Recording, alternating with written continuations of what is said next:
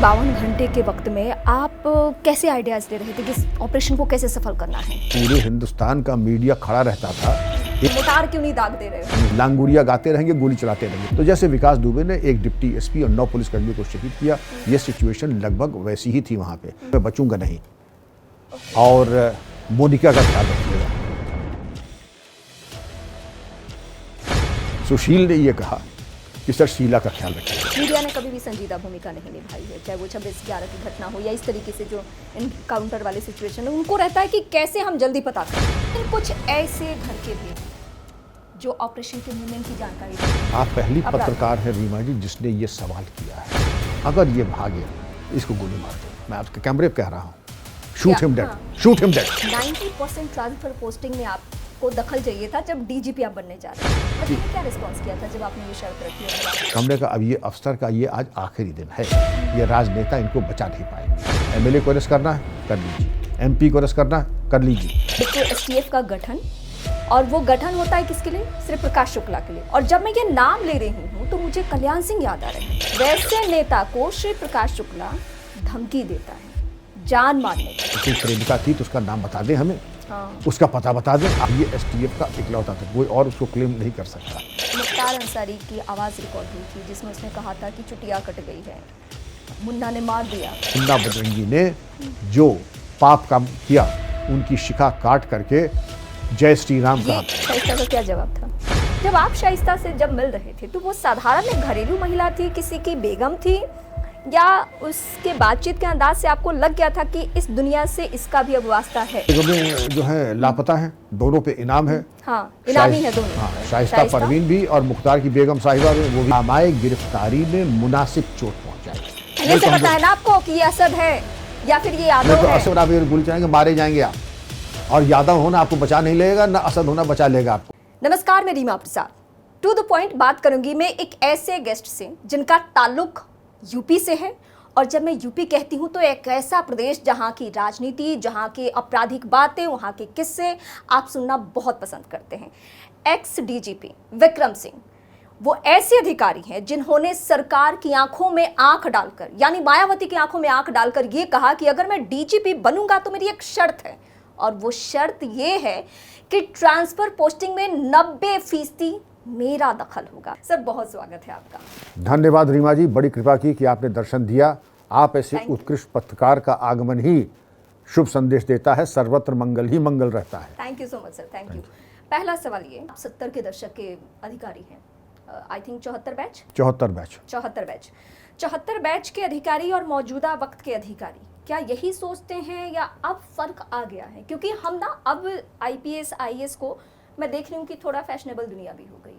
रीलबाजी, camera लेके चलना, वो आप समझ रहे होंगे, मतलब राइफल लेके, वो मतलब आप समझ रहे हैं ना मैं क्या बोलना चाह रही हूँ? मैं खूब समझ रहा हूँ रीबा जी। समय बड़ा चलायमान है। जैसे गंगा मैया जो है हमेशा प्रवाहित रहती है, तो समय भी बड़ा चलायमान है। सन 74 में और 2025 में 26 में ज़मीन आसमान का अंतर आ गया है। जो नया जनरेशन है वो हमसे कहीं ज़्यादा कुशाग्र है, हमसे कहीं ज़्यादा योग्य है, हमसे कहीं ज़्यादा प्रतिभाशाली है। हमारे यहाँ तो जब कांस्टेबल्स आता था तो मोहनलाल 8th पास, रामलाल 10th पास। आज इसी यूनिवर्सिटी में नोएडा पुलिस के 2 एक कांस्टेबल और एक सब इंस्पेक्टर साइबर सिक्योरिटी में पीएचडी कर रहे हैं। आप ये समझ सकते हैं शिक्षा का स्तर कहाँ से कहाँ पहुँच गया। जिस विभाग में कांस्टेबल भी पीएचडी हो साइबर सिक्योरिटी में, वो मुझे और मेरे ऐसे आईपीएस अफसरों को ट्यूटोरियल दे सकता और देते हैं। क्योंकि हम लोग जब ये देखा कि अब हम लोगों की उम्र ज़्यादा हो गई तो सरकार ने कहा कि ऐसे पुलिस अधिकारी जो 50 वर्ष के ऊपर हैं वो नेशनल पुलिस एकेडमी हैदराबाद दोबारा जाएं और एक बार रिफ्रेशर कोर्स कर लें और अपने अंदर जो वो प्रतिभा नहीं है उसको सीख लें। मतलब हाईटेक होने के लिए, एआई वाली दुनिया में एडजस्ट होने के लिए। जी जी जी जी, बिल्कुल सही कहा आपने। तो जब हम लोग गए और सभी उसमें एडीजी रैंक के अफसर थे, कोई आईजी नहीं था। ये किस साल की बात बता रहे हैं? मैं बात बता रहा हूँ आपको 2005 की। 2005 की। और नेशनल पुलिस एकेडमी हैदराबाद हम लोग पहुँचते हैं, पूरे देश से 25 एडीजी रैंक के अफसर, और वहाँ सिखाया गया कि ये MS एक्सेल है, ये आपका ईमेल का फॉर्मेट है, ये आपके तौर तरीके हैं, कैसे आपको स्प्रेडशीट तैयार करनी है, कैसे आपको, मतलब तमाम जो IT एनेबल्ड टूल्स थे उन सब के बारे में बताया गया। फिर उसके बाद ये कहा कि अगले जो लास्ट का एक टेस्ट होना है कि आप एक अपने इसके बारे में एक प्रोजेक्ट रिपोर्ट तैयार कीजिए कि अब तक जितने आपको लेक्चर्स दिए गए हैं उनकी समरी, उनकी जिस्ट और उसको एक्सेल में भी एक बार आप बता दीजिए कब कौन सा क्लास लिया गया और आपका वे फॉरवर्ड। मैं व्यूवर्स को कहना चाहती हूँ कि ये एक्स डीजीपी कह रहे हैं कि अपने उम्र के मतलब उस समय में जब रिटायरमेंट बहुत करीब था 2005 मतलब सिर्फ 5 साल नौकरी बची थी और उस समय भी हैदराबाद में जाके ट्रेनिंग करना, तो हम सबको ये नहीं सोचना चाहिए कि हम जिस प्रोफेशन में है बहुत पारंगत हासिल कर ली और हमें कुछ और करने की जरूरत नहीं। जिस दिन आपने ये समझ लीजिए उसी दिन आपकी बौद्धिक समापन हो जाएगा, अंतिम संस्कार हो जाएगा। और आज के दौर में निरक्षर वो नहीं है जो क ख ग नहीं जानता, निरक्षर वो है जो आईटी के बारे में टूल्स और सॉफ्टवेयर नहीं जानता है, वो और भी ज़्यादा घातक है। तो मेरी बात यही थी कि एक जब ये प्रोजेक्ट दिया गया हम लोगों को पूरा करना था इसको 45 मिनट पे, जब 45 मिनट का 1 घंटा हुआ, जब 2 घंटे हुए, जब देखा सबके पसीने बह रहे हैं एडीजीज के, डीजी साहब के, तो एक हेड कांस्टेबल आया। सर अच्छी बात थी कि आप लोग सब सेम रैंक के, सब सेम रैंक के, नहीं तो उसमें कोई नए दौर का बच्चा चला गया होता तो फिर लगता अच्छा ये लोग पढ़ रहे हैं इस उम्र में। वो हेड कांस्टेबल वो वाकई बच्चा था जैसे आपके क्रू में है, उसकी उम्र रही होगी 28 साल कि सर थोड़ा सा हम दे दे, मैं थोड़ा सा इसमें देख लेता हूँ। और उसने करा करके उसने जो है 5 मिनट में वो सारे काम करके उसने दिखा दिया। लेकिन अहंकार, हम एडीजीज को ये कहने के लिए तैयार नहीं था कि तुमने हमको सिखाया या हमारा हाथ पकड़ के सिखाया।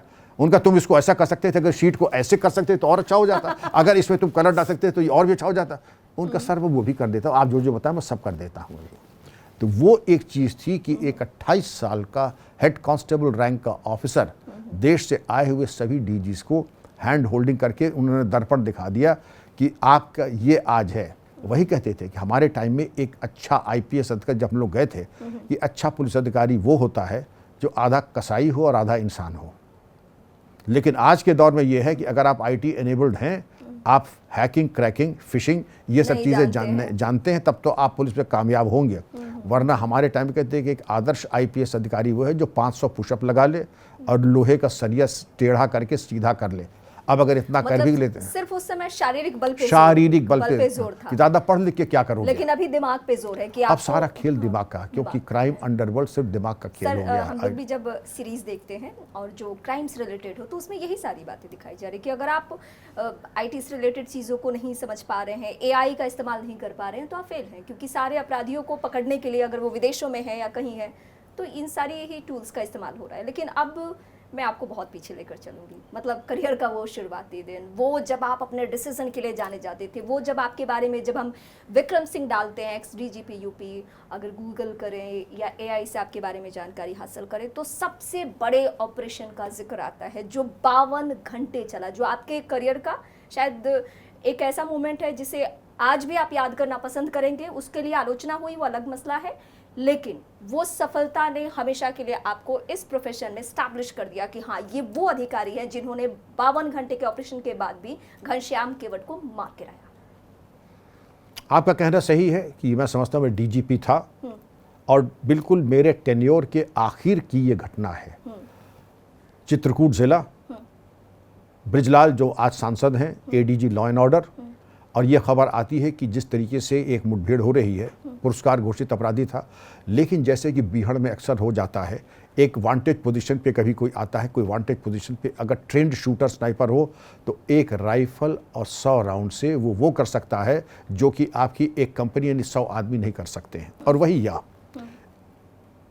घनश्याम केवट को थोड़ा सा ब्रीफ कर दीजिए कि आप लोगों के लिए कितना खूंखार था, कैसे आप लोगों की सिरदर्दी बढ़ी थी उसकी वजह से, और आप लोग कैसे उसको मारने को लेकर प्लानिंग कर रहे थे। देखिए एसटीएफ की भूमिका क्या थी, घनश्याम कैसे उसके बाद एसटीएफ भी हाईलाइट हुआ। नहीं, क्यों नहीं, घनश्याम एक शातिर अपराधी था, इनामी अपराधी था, उसके ऊपर कम से कम दर्जनों केसेस थे, तो शातिर दिमाग था, हथियार भी उसके पास था। और हथियार जैसे बताते हैं कि बाद में कि शायद ऐसा कोई बहुत सोफिस्टिकेटेड भी नहीं था कि AK-47 वगैरह हो, लेकिन पुलिस के पास ये था कि कम से कम सैकड़ों की तादाद नहीं कहूँगा, लेकिन कम से कम 100 पुलिसकर्मी थे जिन्होंने इलाके को घेरा और इलाके को घेर करके उससे मुठभेड़ हुई। लेकिन वो कंट्रोल्ड फायर, जगह बदल बदल करके, घर बदल बदल करके वो कंट्रोल फायर करके, भ्रम ये क्या कि अंदर कई लोग हैं, हथियार कई हैं। थे कितने लोग? जब मैं ये समझता ऑपरेशन चल रहा था तो? मुझे लगता है कि 1 या 2 रहे होंगे, मैक्सिमम 1, सिर्फ 2। लेकिन सर 52 घंटे ये ऑपरेशन चला है। हाँ, तो 52 घंटे इसमें कौन सी बड़ी बात है? अगर वांटेज पे आदमी बैठा है, मतलब दो लोग ही 52 घंटे तक, कितने पुलिसकर्मियों, क्योंकि पुलिसकर्मी कितने थे उस समय? मैं समझता हूँ 100 के लगभग तो रहे ही होंगे किसी पॉइंट ऑफ टाइम पे, अफसरान वगैरह सभी थे। लेकिन पुलिस की कैजुअलिटीज भी हुई, और अगर कोई वांटेज पे अगर है तो एक आदमी ही काफी है। जिसको लेकर मैं हैरानी जता रही हूँ ना सर, इसी को लेकर सवाल भी उठा था कि मतलब कैसे 100 पुलिसकर्मी हैं। नहीं, वो आप ही की तरह और भी कई पत्रकार आते थे, ये एनकाउंटर खत्म कब होगा? हाँ, उस समय भी कि मैं ज्योतिषी तो हूँ नहीं, मैं पुलिस अधिकारी हूँ, और मैं जो कर रहा हूँ वो मैं आपको बताऊंगा नहीं, क्योंकि मुझे विश्वास नहीं है कि आप किसके मुखबिर हैं। आप वैसे तो देखने में संवाददाता लग रहे हैं, लेकिन आप किसके मुखबिर हैं, किसके पेरोल पे हैं, ये मैं नहीं जानता हूँ। अच्छा, ये आपने कहा? हाँ, ये मैंने कहा, वो है, और नाम भी बता दूंगा शो के बाद आपको। ओके। तो मतलब आप ये कहना चाहते हैं कि कुछ ऐसे पत्रकार थे जो उधर से भी डील कर रहे थे, पूरे information leak कर रहे थे। पूरे हिंदुस्तान का मीडिया खड़ा रहता था। एक वहां पर सीन बना था जहां मुठभेड़ चल रही थी, और एक सीन बना था मेरे कार्यालय और निवास डीजी ऑफिस 1 तिलक मार्ग के बाहर। मालूम पड़ता था कि सबके ओबी वैन्स और सबके कैमरेज लगे थे कि अब डीजी कहाँ जा रहे हैं, अब डीजी आपका पूरा मूवमेंट कैप्चर किया जा रहा था कैप्चर कि अब किया आप जा क्या रहा था। डिसीजन लेने वाले हैं, जी। किससे मिल रहे हैं, जी। सरकार के दफ्तर मतलब मुख्यमंत्री के पास जा रहे हैं, ये सब कुछ जो ये अभी सब भी पूरी किया चीज़। जाता है। हाँ, मुख्यमंत्री कार्यालय से कौन मुझसे मिलने आ रहा है, वो तमाम चीज़ें, वो सब चीज़ कैप्चर कर। कोई बात नहीं, हम लोग तो कहे मैं प्रोफेशनल लोग थे, इसको तो मरना ही, ये टाइम लगेगा लेकिन मरेगा ज़रूर। कई विकल्प थे कि हमारे यहाँ कोलैटरल डैमेज जिसको कहते हैं, कि अगर हम इनके ऊपर एरिया वेपन से, हमारे पास सबसे बड़ा विकल्प क्या था, हम मॉर्टर लगा देते, 50 ग्रेनेड फेंक देते, एक बार में खत्म। लेकिन कोलैटरल डैमेज आसपास, क्योंकि सब सटे हुए घर थे, कोलैटरल डैमेज क्या होगा इसका कोई अंदाज नहीं था। और ये बात पूछा हमसे राजदीप सरदेसाई साहब ने, आज भी वो है वो, अच्छा। कि आखिर कोलैटरल डैमेज की वजह से आपने क्यों नहीं किया। उनका मेरा आपको एडवाइस है मिस्टर राजदीप सरदेसाई, कि ज़रा मौके पे जा करके देखें, एक ही अगर किसी की वयोवृद्ध की अगर मौत हो जाए, बच्चे की हो जाए, तो आप उधेड़ के रख देंगे उस विभाग को अपनी कोशिश। आई थिंक इसको लेकर आपकी पुलिसिंग में कोई टर्म है कि मतलब आखिरी कोशिश होती है कि किसी भी बेकसूर की जान नहीं जाए, मिनिमम डैमेज, है ना? न्यूनतम बल प्रयोग, मतलब जिस भी हद तक कोशिश करके आप लोग बचा सके। जी। खैर उसके बाद कोशिश पूरी गई। ऐसा कम होता है कि एडीजी रैंक का अफसर जाए, ब्रिजलाल वहां गए, बुलेट प्रूफ जैकेट, ये भी कैप्चर्ड है। बुलेट प्रूफ जैकेट पहना, मोर्चा संभाला। हमने 2 अफसर हेलीकॉप्टर से लखनऊ से भेजे, आईजी श्री वी.के. गुप्ता और डीआईजी सुशील कुमार सिंह, ये गए। इन दोनों को भी गन शॉट आई, आप समझ सकते हैं कितने कंट्रोल तरीके से वो घनश्याम फायरिंग कर रहा था। लेकिन जब इनकाउंटर सक्सेसफुल हो, बहुत ट्रेंड था, मतलब वो वक्त सिखा देता है कि जो बीहड़ में रहता है, और ट्रेनिंग के साथ, वरना आदमी होता है अदबदा के सरेंडर कर देगा।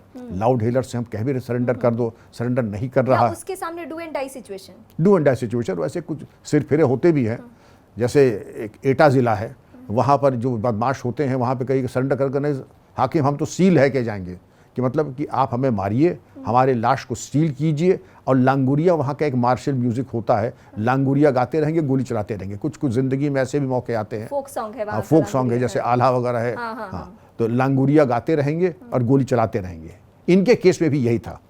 अब जब ये हेलीकॉप्टर में आ जाते हैं, मतलब वो उस मूवमेंट को एंजॉय करते हैं, तो ये मतलब उनके जो जंगलों में बीहड़ में रहते हैं, जो चंबल के डाकू हैं, इन सब की ट्रेनिंग ही ऐसी है कि अगर आपके सामने पुलिसकर्मी है या किसी मुठभेड़ वाले सिचुएशन में आप फंस गए हो, तो आपको मतलब हताश नहीं होना है, आपको उस मोमेंट को एंजॉय करना। और सरेंडर बड़ा कम होता है। सरेंडर हमने बहुत ज़्यादा देखा, सरेंडर हुए, ऐसा नहीं, सरेंडर भी हुए हैं, लेकिन बहुत कम हुए। अगर मैं कहूँ कि आपने इतने मुठभेड़ की है, सैकड़ों मुठभेड़ की हैं, सरेंडर कितने ने किया, तो सरेंडर बेयरली 20% किया होगा, 80% मारे ही गए, बावजूद कि उनके पास ऑप्शन था सरेंडर करने का, किया नहीं।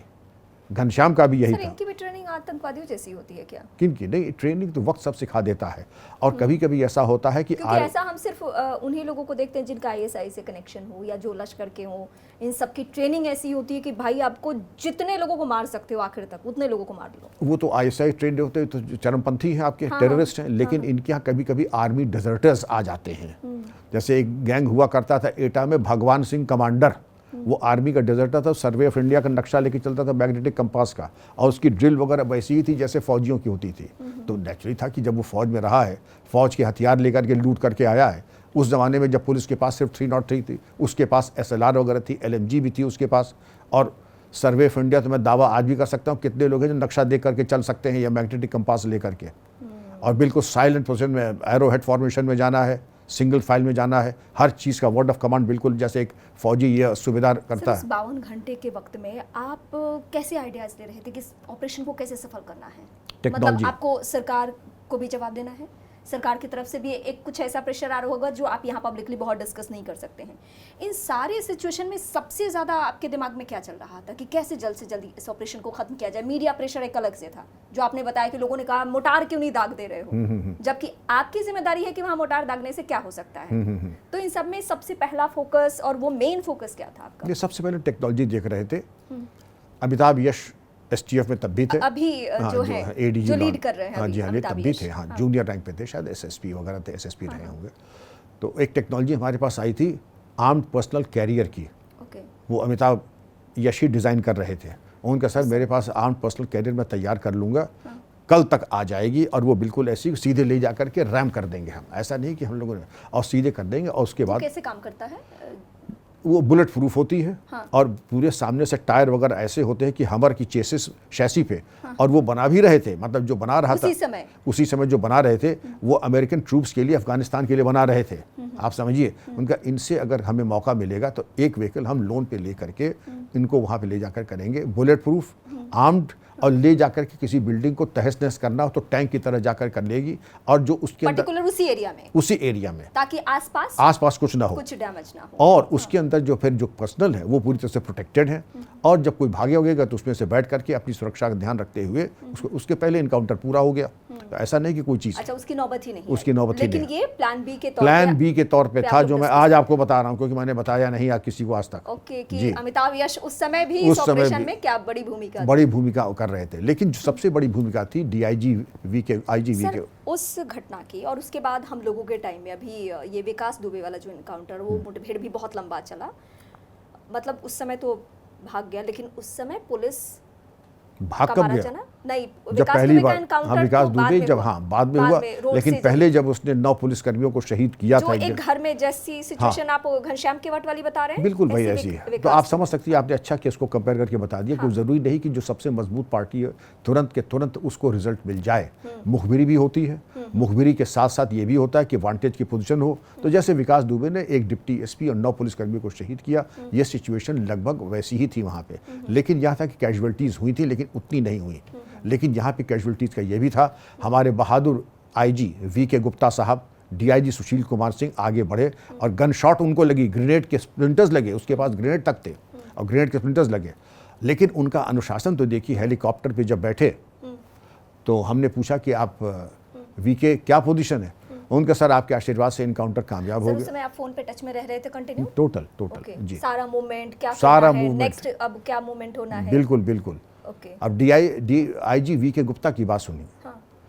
उसने ये कहा कि सर मेरी इंटेस्टाइन्स बाहर आ गई हैं, मैं एयरक्राफ्ट में तौलिया उसको लगा लिया है, ब्लीडिंग बहुत हो रही, मैं बचूंगा नहीं, और मोनिका का ख्याल रखिएगा। मोनिका कौन? उनकी वाइफ। सुशील कुमार ने भी यही कहा। आप टूट गए होंगे उस समय एकदम से? तभी टूटा था बस एक बार। आप अभी भी सर के आंखों में आंसू हैं। तो सुशील ने ये कहा कि सर शीला का ख्याल रखिएगा, शीला उनकी वाइफ है, गन शॉट इंजरी थी। फिर हमने कहा कि लखनऊ में हेलीकॉप्टर अब सीधे चित्रकूट से एसजीपीजीआई में उतरेगा। एसजीपीजीआई के डायरेक्टर ने कहा कि नहीं, यहाँ नहीं उतर सकता, यहाँ अलाउड नहीं है। कि डॉक्टर साहब कान खोल के सुन लीजिए, हेलीकॉप्टर तो अब यहीं उतरेगा, चाहे जो सिचुएशन, चाहे जो भी हो, और जो भी डॉक्टर हो, हड्डी से लेके कलेजे वाले, कलेजे से लेके लिवर वाले, सब यहाँ लाइन लगा ले, नहीं मुझसे बुरा कोई होगा नहीं, मैं बता दूँ आज आपको। खैर आए, भगवान ने रक्षा की। तो जब मैं निकल रहा था तो 2-3 पत्रकार ने पूछा क्या दोनों गुजर गए क्या? तब मैं अपने आपे से पूछा, हमने कहा आपको शर्म आनी चाहिए, ये न्यूज़ है। नाम कोट कर पाएंगे जी? नाम कोट कर पाएंगे ये कौन ऐसे लोग? नहीं, मैं जानता हूँ सब। और वो सीनियर लोग थे? सीनियर लोग थे, सीनियर पत्रकार थे। और उन्होंने ऐसे सवाल, उन्होंने पूछा कि साहब गुजर के तभी आप जा रहे हैं आधी रात को? उन्होंने कहा कि काश मैं आपके बारे में यही कह देता, मन तो यही कर रहा है कि अपनी पूरी पिस्तौल में आपके अंदर झोंक दूं। ये आपकी मानवता है। उनके भी परिवार हैं, छोटे छोटे बच्चे हैं। खैर मैं वहाँ गया, भगवान ने रक्षा की। शीला ज़मीन पे बैठ कर किस तरह से पूजा कर रही थी, एसके सिंह की वाइफ। खैर वो चीज़ पूरी हुई, भगवान ने रक्षा की, भगवान ने उनको सिखाया, आज भी है। लेकिन दोनों आज भी शारीरिक रूप से थोड़ा बहुत, उनको बहुत थोड़ा नहीं, बहुत डिसएडवांटेज है। सुशील के पेट से आज भी कभी कभी छर्रे निकल के आते हैं, क्योंकि सर्जरी पूरी ठीक से नहीं हो पाई, क्योंकि वाइटल पार्ट में छर्रे अटके थे। तो रीमा जी, मैं ये बता रहा हूँ कि वो भी था, लेकिन वो हुआ अंततोगत्वा। लेकिन आप कब तक पूरा कर लेंगे? आप कैसे पूरा करें? अब तक क्यों नहीं पूरा कर? तुम चलो हमारे साथ। 2 DIGs गए तो थे। भले ही मैं मीडिया प्रोफेशन से हूँ, लेकिन मैं इस बात को मानती हूँ, देश के जितने बड़े ऑपरेशन हम उठा के देखें, मीडिया ने कभी भी संजीदा भूमिका नहीं निभाई है। चाहे वो 26/11 की घटना हो या इस तरीके से जो एनकाउंटर वाले सिचुएशन है, उनको रहता है कि कैसे हम जल्दी पता कर लें अब क्या हुआ है, अब नेक्स्ट मूवमेंट। मतलब एक DGP की आंखों में आंसू आ जाए किसी घटना को लेकर, इससे दर्दनाक कुछ हो नहीं सकता है कि आपको उस 52 घंटे में सबसे पहले जवाब देना है कि ये ऑपरेशन। जवाब तो मैं दे दूंगा, हाँ, मतलब नहीं, लेकिन जो मेरा परिवार है, जो मेरे एक कहने पे जाके जान दे रहा है, ये संवेदना है आपकी। जवाब तो मैं किसी को भी दे दूंगा। सिक्के के 2 पहलू हैं। एक तो आपके वो ऐसे अधिकारी जिन्होंने जान की परवाह किए बगैर उस ऑपरेशन को अंजाम तक पहुंचाया। जी। 52 घंटे ही लगे, लेकिन अंजाम तक पहुंचाया। और उसके बाद शायद आप मौके पर ही जाके आपने मेडल की घोषणा की थी और पुरस्कार की बात कही थी। जी, मौके पे भी गया था, गंगा स्नान भी किया था। अच्छा, उसके बाद? जी, उसके बाद गंगा स्नान भी किया था। ब्रिजलाल को बधाई दी मैंने कि क्या तुमने कमाल कर दिया, नाम रोशन कर दिया तुम तीनों ने, यूपी पुलिस का जो शहीद हुए उन कर्मचारियों ने। लेकिन ठीक है, मेरी किसी से निंदा नहीं, किसी से कोई शिकायत नहीं, लेकिन मेरी अपेक्षाएं थी कम से कम मानवीय संवेदनाओं के प्रति उदासीन नहीं, किसी को नहीं रहना चाहिए। हमारे अननोन आदमी की भी लाश जाती है तो हम प्रणाम करते हैं, रिवाज है ये। रिवाज ही है। यहाँ आप चाहते हैं कि जिसका इलाज चल रहा है, आप पूछते हैं कि वो मर गए क्या, जो आप जा रहे हैं आधी रात को? उनका मेरा मन नहीं मान रहा है, इसलिए जा रहा हूं। वो मेरे पुत्र की तरह हैं दोनों।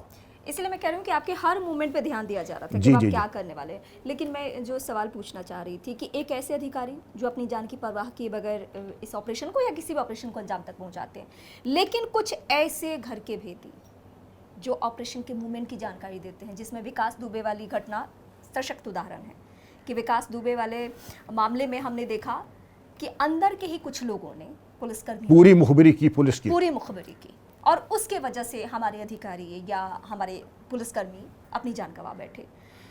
ये कौन से लोग होते हैं, ये कौन से पुलिसकर्मी होते हैं, और कैसे इनका मूवमेंट उनके लिए ही वफादारी का काम करता है? आप पहली पत्रकार हैं रीमा जी जिसने ये सवाल किया है।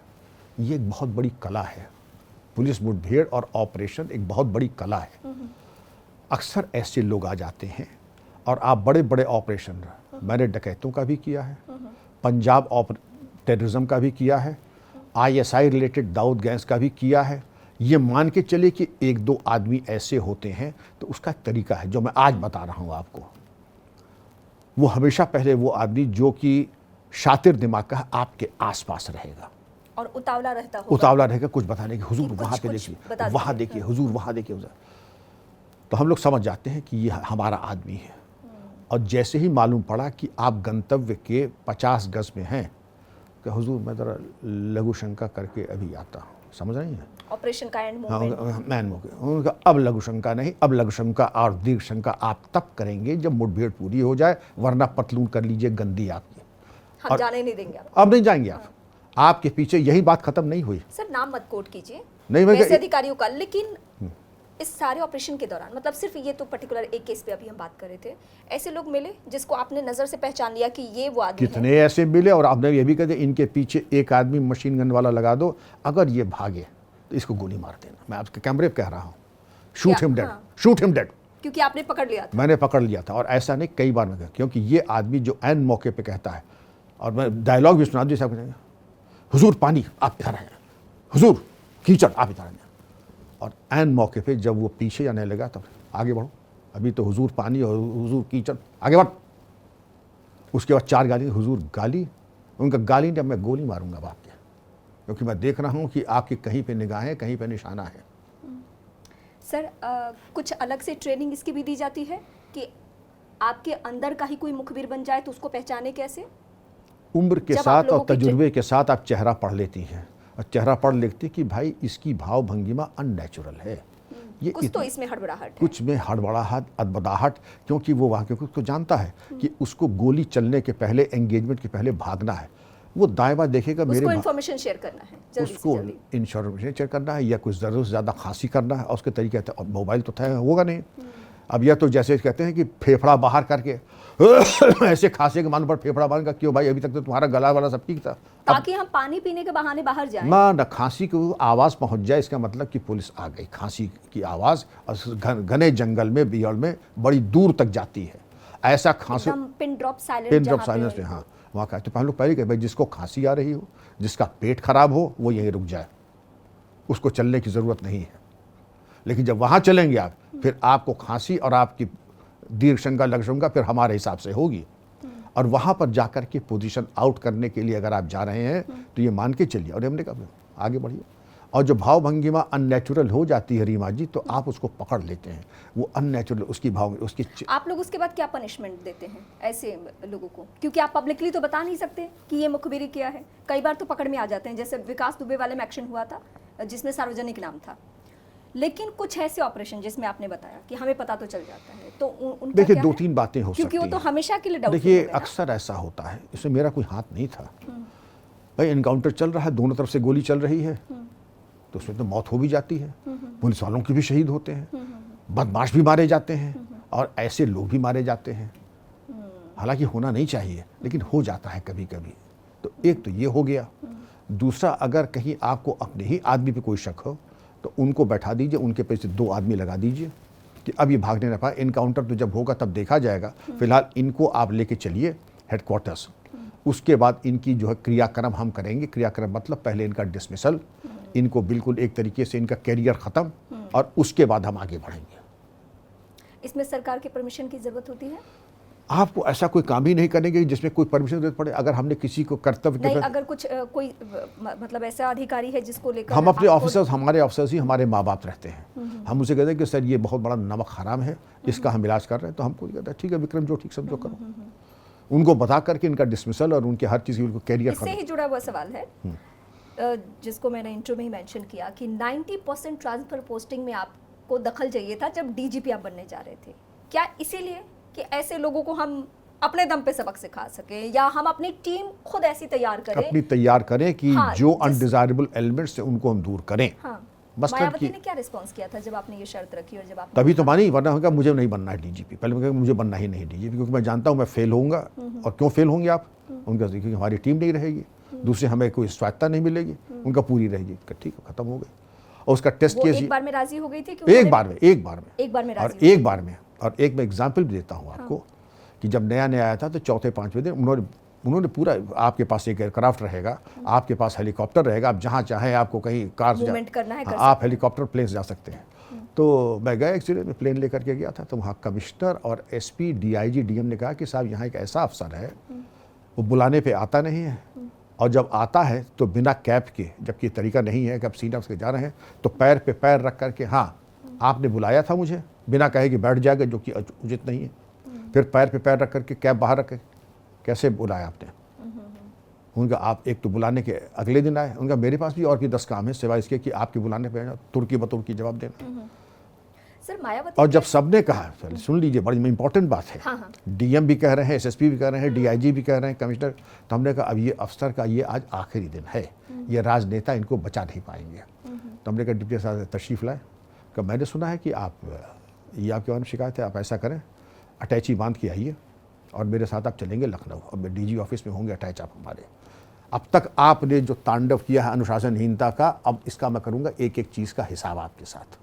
अपने आका को बता दीजिएगा कि आपका करियर हो गया ख़त्म आज से। अब आप समझ सकती हैं कि डीएम एसएसपी वगैरह कितनी रहा, मतलब एक साहब क्या के छल छला के इतना बदतमीज़ था हुआ। उनका नहीं सर, नहीं बैठ जाइए। यहाँ मायावती के शासन की बहुत चर्चा होती है, और उनके राजनीतिक चीज़ों को लेकर जो भी मीन मेक निकाला जाए या अलग तरीके से हो आकलन, लेकिन शासन व्यवस्था को लेकर कहा जाता है कि नहीं बेहतर था। उसमें क्रेडिट आपको भी जाता है क्योंकि उनके कार्यकाल में आप डीजीपी रहे हैं। सरकार को कितना क्रेडिट जाता है, आपको कितना क्रेडिट जाता है, सरकार या आपकी पॉलिसिंग को? सरकार को पूरा क्रेडिट जाता है। मुझे इतना फ्री हैंड मिला, इतना फ्री हैंड मिला, बजट कोई कंस्ट्रेंट नहीं, मतलब जितना चाहिए पुलिसिंग के लिए, जितना फंड इस्तेमाल करना है, यूपी जैसा प्रदेश, वहाँ का डीजीपी। आप ये समझ सकती हैं कि कैबिनेट सेक्रेटरी डेढ़ शशांक शेखर सिंह, जो कि मेरे बड़े भाई की तरह भी थे, वो मेरे दफ्तर आते थे, मैं उनके दफ्तर भी जाता था, लेकिन ऐसा भी नहीं होता था कि कभी कभी वो जो कि ऐसा लगता था कि जैसे डिप्टी चीफ मिनिस्टर आपके दफ्तर में आ जाए। प्रिंसिपल सेक्रेटरी होम कुंवर फतेह बहादुर जी, जगन्नाथ चेम्बर जी, ये अक्सर गाड़ी उठा के मेरे आते। ये एक ऐसा था कि आपका किसी भी तरीके का कि कोई ऐसा सीनियर जूनियर नहीं, एक पूरी टीम आपकी काम तो कर अगर रही है। मैं इस पे खुल के पूछूं कि आपने इतने मुख्यमंत्रियों के साथ काम किया, तो क्या सबसे बेहतर टाइम पीरियड वही रहा जहां फ्री हैंड होके एक डीजीपी के तौर पे यूपी जैसे एक बड़े प्रदेश को आपने संभाला? अगर आप कहेंगी 2010 तक, तो सबसे अच्छा पीरियड, तो उससे अच्छा पीरियड मैं सोच भी नहीं सकता हूँ। मैंने डीजीपीस की, मैं तो डीजीपी ऑफिस में रहा हूँ, और क्या दुर्गत मैंने डीजीपीस की देखी, उनको मालूम भी नहीं, और उनको मालूम पड़ा कि आप हटा दिए गए हैं। ये भी दुर्गत हमने डीजीस की देखी है। लेकिन जो हमको फ्री हैंड मिला, एमएलए को अरेस्ट करना है कर लीजिए, एमपी को अरेस्ट करना है कर लीजिए, मिनिस्टर को अरेस्ट करना है, मित्र सेन यादव मिनिस्टर को कर लीजिए। नो कॉल नथिंग करना, कर लिए, हमसे पूछे भी मत, कर कि दीजिए। अगर कोई एमपी और एमएलए, मतलब ये अपने आप में बहुत बड़ी बात है, जहाँ पे एकदम एक छुटभैया नेता पकड़ा जाए तो उसके लिए भी 10 कॉल आते हैं, प्लीज छोड़ दीजिए, प्लीज मैनेज हो जाए। किसी भी मिनिस्टर की ये हिम्मत नहीं थी मेरे कार्यकाल में 2.5 साल के, जो आके सिफारिश करे। एक साहब ने कहा कि मैं ये चाहता हूँ, डीजी साहब फ़ोन किया कि ये हो जाए, उनका साहब ये नहीं हो पाएगा क्योंकि ये इलीगल है। क्या मैं मिनिस्टर बोल रहा हूँ, क्या मैं जानता हूँ माननीय मंत्री जी कि मैं करूँगा नहीं। क्या तो मैं जाके मुख्यमंत्री जी से कह दूँ कि अब आप तो बाद में कहेंगे, पहले मैं ही कह देता हूँ। हाँ, मैं खुद ही कह देता हूँ, आप न कहें, मैं खुद ही कह देता हूँ। आप क्यों जहमत करेंगे, आप होल्ड करें, मैं आपके सामने फ़ोन मिला के बात करता हूँ अभी। उनका भाई साहब आगे, डीजी साहब आ गए महोदय से, सर भाई साहब किसी भी प्रदेश में अगर एक डीजीपी को इतना फ्री हैंड मिले तब जाके किसी प्रदेश में लॉ एंड ऑर्डर को अपने कंट्रोल में लिया जा सकता है या अच्छी व्यवस्था चल सकती है। वरना आपने देखा, क्योंकि सर मैं कहती हूँ ना हमेशा कि डीजीपी को हमेशा मैं नेक्स्ट टू सीएम मानती हूँ, कि सीएम ने ऑर्डर दे दिया, लेकिन डीजीपी अपने पुलिसिंग को उस तरीके से टाइट कर पूरे प्रदेश में एक वो हनक कहते हैं ना कि पुलिस का इकबाल, कि पुलिस हर जगह नहीं होती है, पुलिस का इकबाल होता है। वो मोमेंट आपने जिया है 2010 वाले। वो मोमेंट मैंने जिया। इतना फ्रीडम मैंने अपने किसी बॉसेस को मैंने देखा था, वो शायद उनको पहले मिला हो। आज से हमारे जॉइंट अंग्रेजों के ज़माने के 20 साल बाद तक, शायद 1900, मतलब आप ये कहना चाहते कि 1974 से लेकर अपने करियर के एंड टाइम में जब आप डीजी पे रहे, तब मायावती के गवर्नमेंट में आपको फ्री हैंड मिला? फ्री हैंड मिला, लेकिन उसके बाद भी ऐसा नहीं है। मैं समझता हूं कि 1980 तक, 85 तक काफ़ी फ्री हैंड। उसके बाद चीज़ें कॉम्प्रोमाइज़ और बिगड़ना शुरू हो गई। उसके बाद तो डीजीपी कभी कहते हैं हमें तो मालूम ही नहीं कौन पोस्टिंग हो, हमें कुछ पता ही नहीं, तो वहाँ से शासनादेश आ जाता है। कहता आप सुनते क्यों हैं, अपनी टीम ही नहीं बना। टीम तो छोड़ दीजिए। हाँ। अगर डीजी ने कहा कि रीमा होंगी तो रीमा नहीं होंगी, बाकी दुनिया के सब हो जाए, क्योंकि डीजी साहब ने कहा ये अब आप नहीं होंगी। जो डीजीपी कहते पीर घाट, तो वो होगा मीर घाट, डीजीपी को वीक करने के लिए। और गवर्नमेंट पे जिनकी बातें मैंने बताई, सर ऐसे अधिकारी का कितना मनोबल टूटता आप अपने छोटे अधिकारियों के बीच में, मतलब आप डीजीपी के साथ अगर कुछ ऐसा हो रहा है तो जाहिर सी बात है कि उनको नहीं। दूसरी बात, डीजीपी को बुलाया, जैसे अब डीजीपी को बुलाया, 4 ऑफिसर्स ऑन हैं, आपने पहले बुला लिया प्रिंसिपल सेक्रेटरी होम को, फिर आपने औरों को बुलाया, और डीजीपी साहब को बुलाया आपने 10वें 12वें नंबर पे, और वो वहां बैठे और सारे लोग देख रहे हैं, सारे लोग देख रहे हैं। अब हमारे साथ क्या था, DM, SPs, DIG, IG, commissioner की मीटिंग हो रही, चीफ सेक्रेटरी, सभी लोग हैं, लेकिन या तो मुख्यमंत्री बोलेंगे या मैं बोलूंगा, बीच में और कोई नहीं बोलेगा। सबको संबोधन और जो पॉलिसीज है, प्रिंसिपल सेक्रेटरी भी नहीं, कुछ नहीं, कोई नहीं बोलता था। या तो मैं बोलता था या सीएम बोलती थी, और या फिर हमको अधिकृत किया जाता था कि लॉ एंड ऑर्डर की पॉलिसी के बारे में जो प्रस्तुतिकरण करना है वो डीजीपी करेगा, और कोई नहीं, इसके बारे में और कोई नहीं बोलेगा।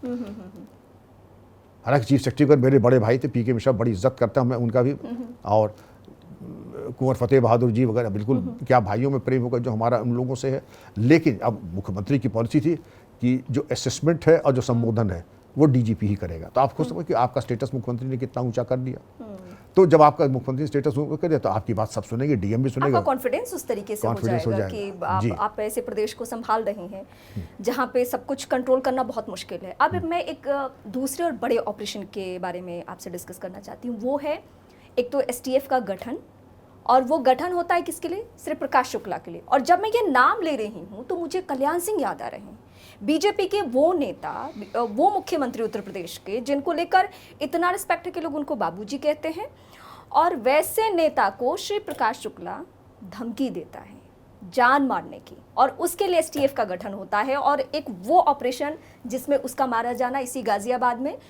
ये पूरी कहानी हमारे दर्शकों के लिए। देखिए, एसटीएफ का गठन तब आपके ज़माने में आपने संगठित अपराध नहीं सुना होगा, तो प्रकाश सिंह साहब जब डीजीपी थे तो उन्होंने UP control of gangsters act एक एक्ट लाया, जैसे गैंगस्टरिज्म क्या होता है और उनकी चल अचल संपत्ति कैसे कुर्क की जा सकती है।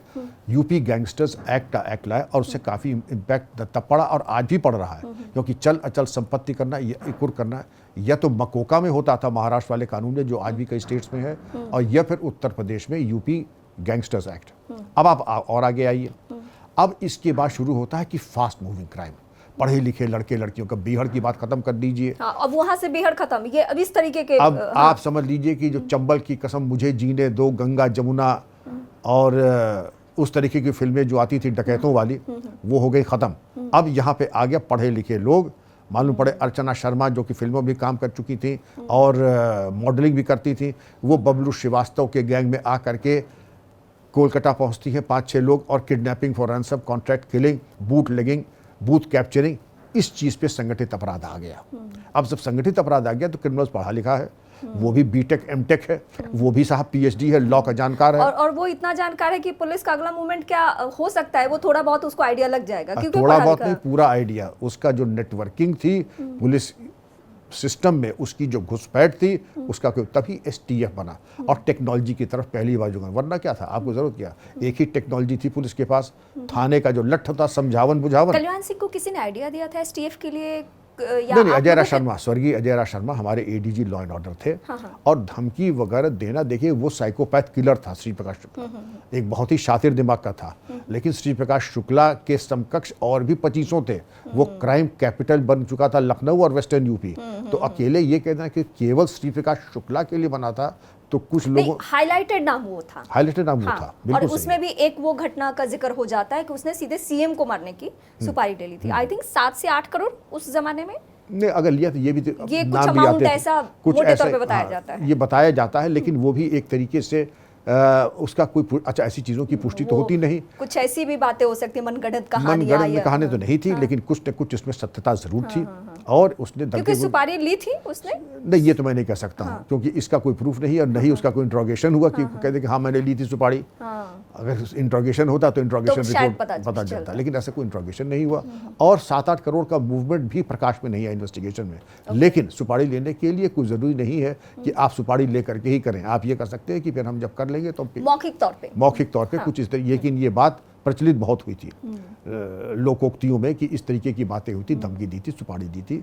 और ये बात अजय राज शर्मा साहब ने अपनी जो आत्मकथा है बाइटिंग द बुलेट, उसको भी मेंशन किया है। इस घटना का मतलब ये सुपारी वाले की मुख्यमंत्री जी से मिलने वो गए थे, तो मुख्यमंत्री जी टहल रहे थे कुछ परेशान, तो उन्होंने पूछा आप क्यों परेशान है? उनका सुना है भाई कि ये एक अपराधी है, इसने कुछ मारने का कसम उठाई है, ये सुपारी ली है। तो एसटीएफ का गठन हुआ, तमाम बातें सामने आई। और ये केवल उसके बाद, अगर सिर्फ श्री प्रकाश शुक्ला के लिए था तो एसटीएफ तभी उसके इनकाउंटर के बाद डिसबैंड हो जाती, लेकिन एसटीएफ उस समय तो फिर वो ऑपरेशन सक्सेस रहा, तो लगा कि नहीं अब इसको कंटिन्यू करने की जरूरत है, क्योंकि समस्याएं और भी ज्यादा बढ़ती चली गई और उसका स्कोप बढ़ता चला गया, उसके कई ऑफिसेस खुल गए। लेकिन एसटीएफ का जैसे गठन हुआ था B3 विज्ञानपुरी में, बजट तो कुछ था नहीं, न देने की बात आती थी, तो B3 विज्ञानपुरी वही था, किसी माफिया की कोठी थी, किसी ने कब्जा कर लिया था, माफिया का जो है इनकाउंटर हो गया, तो हमने कहा भाई हम उसको कब्जे में ले लेते हैं, सुपुर्दगार हो गए। तो मैं ही सुपुर्दगार आज भी उसका हूँ B3 विज्ञानपुरी का, कि मैं ही सुपुर्दगार हो जाऊँ। उसी तरह श्री प्रकाश शुक्ला जब मारा गया तो उसकी क्या गजब की कोठी है गोमती नगर लखनऊ में, कि कोई सुपुर्दगी में लेने को तैयार नहीं, कोई नीलाम में लेने, तो उसका भी सुपुर्दगार मैं ही हूँ आज। वो एसटीएफ का जो है इंट्रोगेशन चेंबर हो गया, तो लोगों ने मजाक बनाया भाई किसी विभाग को अगर मकान की कमी हो तो आप एसटीएफ को बता दें, एक अपराधी का एनकाउंटर होगा, उसकी मकान का सुपुर्दगार आप बन जाइए, सब ले लो सुपुर्दगी। सर कैसे ऑपरेशन ये सक्सेस हुआ था? फिर पहले एसटीएफ का गठन और उसके बाद इस टीम ने कैसे काम करना शुरू किया? Dedicated team. सबसे पहले गाजियाबाद में उसका अजय राज शर्मा साहब हमारे लीडर थे, केएल गुप्ता साहब हमारे डीजीपी थे। उसमें आपका भी जिक्र आता है, आप उस समय किस पोस्ट पे थे? आईजीएसटीएफ डे 1 से ही मैं था उसमें। अरुण कुमार एसएसपी। इसीलिए जब एसटीएफ का जिक्र होता है तो आपका जरूर जिक्र होता है। सत्येंद्र वीर सिंह, राजेश पांडे, इंस्पेक्टर अविनाश मिश्रा नाम याद है, जिससे कई फिल्में ओटीटी प्लेटफॉर्म पे आया, अब तो छा गया है अविनाश मिश्रा। उसमें कोई रणबीर सिंह या रणधीर सिंह उसकी एक्टिंग करता है इंस्पेक्टर अविनाश के सीरियल में। हालांकि मेरा ये नाम मुझे ध्यान नहीं आ रहा, वरना मैं ये सीरीज जाके देखूंगी, मैं चेक करूंगी। अविनाश मिश्रा बहुत ही दबंग और बहुत ही तेज तर्रार इंस्पेक्टर अधिकारी। इन लोगों ने कहा कि भाई आपको कोई सुविधा नहीं मिलेगी, जो थाने चौकी में सुविधा मिलती है वो मिलेगी नहीं। तो वहाँ पर जवाब देते भाई, जिसमें अगर आप इंस्पेक्टर कोतवाली हैं, लाओ भाई 4 पिज्ज़ा ले आओ पूरे थाने को, आ जरा किंग ऑफ चाट के हाथ से जरा दही बड़े और वो पकौड़ी, और पकौड़ी के साथ खस्ता, और हाँ बाद में रसगुल्ले, उसके बाद गुलाब जामुन, और उसके बाद शीरमाल, और उसके बाद रबड़ी। तो लेकिन ये सब चीज़ें ख़त्म। अब आप STF में हैं, जब सुबह घर से चले तो आपको टिफ़िन के डब्बे में जो आपकी श्रीमती जी रोटी बैगन या पराठा सब्जी या 4 इडली रख दे, वही खाइएगा और फिर टिफ़िन में ले जाइएगा वापस। वो सारी नवाबी जो है वो आपकी ख़त्म हो गए। अगर आप तैयार तो तैयार हुए लोग, क्योंकि वो शौक से काम करने वाले थे। और कभी भी 8-10 साल तक STF की संख्या 99 से ऊपर नहीं गई, चपरासी से लेके IG तक, हमेशा 100 के अंदर थी वो। बिल्कुल फोकस लोग, काम से मतलब, नेटवर्क ऑफ इंफॉर्मेशन और स्किल वो कि जो जेम्स बॉन्ड। क्या STF नॉर्मल पुलिस कर्मियों से अपने किसी भी प्लान के बारे में, किसी भी मूवमेंट के बारे में इंफॉर्मेशन शेयर करती थी? अरे क्या बात कर रही हैं आप, STF में नहीं शेयर करती थी। STF में मान लीजिए अगर मैं एक ऑपरेशन में हूँ और आप दूसरे ऑपरेशन में हैं, तो ये एक सब कल्चर है कि न मैं आपसे कुछ पूछूंगा न आप मुझसे कुछ पूछिएगा। और ये पूछना भी मालूम पड़ता था कि आप मुखबिरी कर रहे हैं, फिशिंग कर रहे हैं। अगर किसी ने डिस्कस किया या किसी ने दिलचस्पी दिखाई कि तुम कहाँ जा रहे, आप लोग ये ऑपरेशन पे काम कर, अभी क्या हुआ, क्या मूवमेंट कहाँ तक बढ़ा, अगर ऐसे नॉर्मली किसी ने पूछना, इमोरल क्वेश्चन माना जाता था। इमोरल क्वेश्चन है ये ना आप कर सकते हैं ना कुछ, ये आपको हक जानने का, right to know and need to know basis पर ही है। आपको जितना एकदम रॉ के अधिकारियों की तरह आप लोग को काम करना था। हाँ, जैसे आप किसी भी रॉ या किसी भी इंटेलिजेंस के ऑफिसर के यहाँ जब आप जाइएगा तो मेज पे कोई फ़ोन, कोई कागज़, कोई चिट विट नहीं मिलेगी।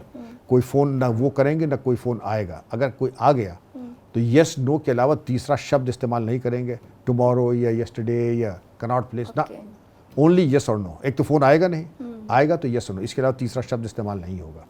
सर वो तो अपनी फैमिली तक को डिस्कस नहीं करते, नाम बदल जाता है उनका, जो कैसे नाम बदल जाता है, या किस प्रोफेशन में बताना किस प्रोफेशन को होता है। तो हाँ, तो STF पे हम थे कि तो STF पे थे, तो उसे मैन पावर, HR, सीक्रेसी, मनोबल, सरकार ने KL गुप्ता साहब ने सरकार ने 25% एक्स्ट्रा पे दे करके अलाउंस दिया। तो सिपाही से लेकर के, कल ही मैं अमिताभ यश के फादर की 13वीं में लखनऊ गया था। अच्छा। और वहाँ पे कांस्टेबल मिला, रिजवान, वो भी STF में था। बात कराऊंगा अभी आपके टाइम में? मेरे टाइम में कांस्टेबल था। अच्छा। जो हम लोग के दफ्तर में लाके तो एक आध एनकाउंटर में भेज दिया तो वो कांस्टेबल से हेड कांस्टेबल बन गया रिजवान। एक एनकाउंटर और कर दिया तो सब इंस्पेक्टर बन गया। अच्छा एनकाउंटर कर दिया तो इंस्पेक्टर बन गया। और आप देखें, सिपाही से इंस्पेक्टर STF में रिजवान, क्योंकि शौक से था। थाने वाने में रहता तो क्या होता, हेड कांस्टेबल रिटायर हो जाता। लेकिन उसका जज्बा और शौक, अगर अभी मैं बात कराऊं, जो कि मैं सबसे बात करता हूं, आप उसका जोश और एनर्जी देखिए। अभी मैं कह दूं रिजवान ज़रा वहाँ पे बाजार खाना में जाना है, एक बदमाश बैठा ले आ सकते हैं उनका, अभी पकड़ लेता हूँ, हुजूर कहाँ लाना, अभी लाता हूँ जी। उसको तौर तरीका सब मालूम है, उसको सारे तौर तरीके मालूम है। सर इस ऑपरेशन को कंप्लीट करने में कितना समय लगा? STF फिर कैसे आगे बढ़ती रही? इस ऑपरेशन में काफ़ी टाइम लग गया। एक बीच में तो हम लोग फिर भी लग गया। इस ऑपरेशन कंप्लीट करने में आपको लग गया काफ़ी समय। और मैं इस पर कुछ चीज़ें ऐसी आती हैं कि हम लोग डिसअपॉइंट, हालांकि कभी डिसअपॉइंट होते नहीं थे न कभी। लेकिन एक ऐसा मूवमेंट आया कि कभी हम लोग मतलब कभी ज्योतिष में कुछ नहीं, हम लोग कहते हैं वीर भोगिया वसुंधरा, और ज्योतिष में वो जाते हैं जो कमज़ोर होते हैं जहनी तौर पे, जो जहनी तौर पे मजबूत होते हैं, न कोई अंगूठी न ताबीज़ गंडा कुछ नहीं पहनते हैं। उसमें हमने कहा कि भाई कह रहा ये पीर बाबा बहुत अच्छे, ये ज्योतिष, तुम जाओ भाई। अच्छा, आप लोग भी ये सब डिस्कस करते हैं? कुछ लोग गए थे कह के भाई कुछ तो कोई बताया कि हम लोग कहा, तो जिनको शौक था वो शौक के चले गए। मुझे तब भी विश्वास नहीं था। पीर बाबा एक आइडिया दे दे कि भाई ऑपरेशन कब तक चलने वाला है, कब तक चले गया। जिनको शौक था, हर तरह के लोग होते हैं। उस 99 भी ऐसे लोग थे जिनको विश्वास रहा होगा। तो लेकिन एक चीज़ मैं बताऊंगा, जो कि truth can be stranger then fiction. जैसे अजय राज शर्मा साहब थे, मिर्ज़ापुर के रहने वाले थे, माँ विंध्यवासिनी में उनको बहुत अटूट विश्वास था, लेकिन बड़े मस्त मौला थे। उनके यहाँ गए कि तुम लोग बहुत परेशान दिख रहे हो आजकल। उनका मैं तुम्हें ये बता दूं, 3-4 दिन बाद तुम्हें इसका लोकेशन मिलेगा। अच्छा। और 4 से 6 दिन के अंदर तुम मार लोगे उसको। मुझे पता नहीं क्या है, लगता कि सर ने अभी भी लंच लिया है, कुछ नींद भी ज़्यादा रही होगी, पता नहीं क्या बहकी बातें। पैनिक है या कुछ ये भी वो हो गए हैं? नहीं, वो पैनिक में तो कभी रहते नहीं थे, वो हमेशा मस्त रहे। वो तो जब पुलिस कमिश्नर दिल्ली थे तो जब पार्लियामेंट अटैक हुआ उसके अगले दिन गोल्फ खेलने चले गए। अटैक के बाद? अटैक के बाद उन्होंने कहा भाई ठीक है, हमारे गोल्फ ना खेलने से अगर अटैक में कुछ लाभ हो जाए तो, और बल्कि गोल्फ खेलने से अटैक जल्दी वर्कआउट, और हुआ भी वर्कआउट। ओके। वो दूसरे टाइप के पुलिस ऑफिसर थे, स्ट्रेस तो ले। फिर जब उन्होंने आप लोगों को कहा कि बस आप 3 लोगों से ने सिर्फ मुझको कहा, अच्छा सिर्फ आपको ये इन्फॉर्मेशन शेयर किया कि 3 आईजी से 4 दिन एसटीएफ में का तुम लोग- दफ्तर बिल्कुल जैसे ये मान लीजिए एडीजी साहब का दफ्तर लगभग ऐसे ही था, और बगल का जो वो चेंबर है वो मान लीजिए आईजी एसटीएफ का। तो मैं दिन में 8-10 बार मिलते ही थे हम लोग। तो बताया तुम लोग परेशान बिला वजह हो रहे हो, देखो मैं तुम्हें आज बता दूं। ग्राउंड वर्क के लिए कितने लोगों को उतारा था आपने एसटीएफ के मेंबर्स को? एसटीएफ की मान के चलिए कि पूरा एसटीएफ ही एक तरीके से लगा था सारी, क्योंकि नहीं आप लोग ऑफिस में बैठ के सब कुछ डिस्कस कर नहीं रहे हैं कि अब ऑफिस क्या में क्या बैठते हो थे सकता है। एडीजी और आईजी, हाँ बाकी अरुण कुमार वगैरह सब लोग थे फील्ड में ही रहते थे। हाँ वो केवल जब इंटेलिजेंस कॉन्क्रीट हुई तो अरुण कुमार जो फिर ऑपरेशन के लिए गए, और इतनी जल्दबाजी में गए, इतनी जल्दबाजी में गए, तो उन्होंने कहा सर मुझे ट्रेन में रिजर्वेशन नहीं मिल रहा है, मैं जा रहा हूँ, मेरे लिए वहाँ कमरा और गाड़ी और एक मोबाइल फ़ोन का इंतजाम करा दीजिएगा फटाफट जितना जल्दी हो फटाफट सकता है। जितना हो सके। जो फिर वहाँ बस उन्होंने ये शेयर किया कि हाँ ये बस शेयर उनको किया कि वो- मैं जा रहा हूँ। सर थोड़ा सा बता पाएंगे कि वो कैसे पता चला था उसका लोकेशन गाजियाबाद में है किसी मैंने सुना है, और इस चीज़ को डिस्क्लोज भी नहीं किया नहीं जाता जितना है। आप बता सकते हैं लेकिन मैं- मैंने सुना ग्राउंड इंटेलिजेंस भी थी, फील्ड इंटेलिजेंस भी थी, और इलेक्ट्रॉनिक सर्वेलेंस काफ़ी ठीक ठाक एसटीएफ करने लगी थी। तो सबका समावेश ग्राउंड फील्ड कुछ इंटेलिजेंस। ऐसी बातें आती है, अब कितनी सच्चाई है आप लोग ही बता पाएंगे कि कोई उसकी महिला मित्र थी, सो कॉल्ड गर्लफ्रेंड, और उसके साथ बात कर रहा था, या शायद उसके फ्लैट पे था, या कुछ ऐसी बातें आप लोगों को पता चली थी, और फिर उस लोकेशन पे जाके ये पूरा रीमा ऑपरेशन जी। हुआ था। ये क्या सच है या क्या है कि वदंती है? जी, आम खाने से मतलब रखें, गुटली गिनने से क्या फ़ायदा है।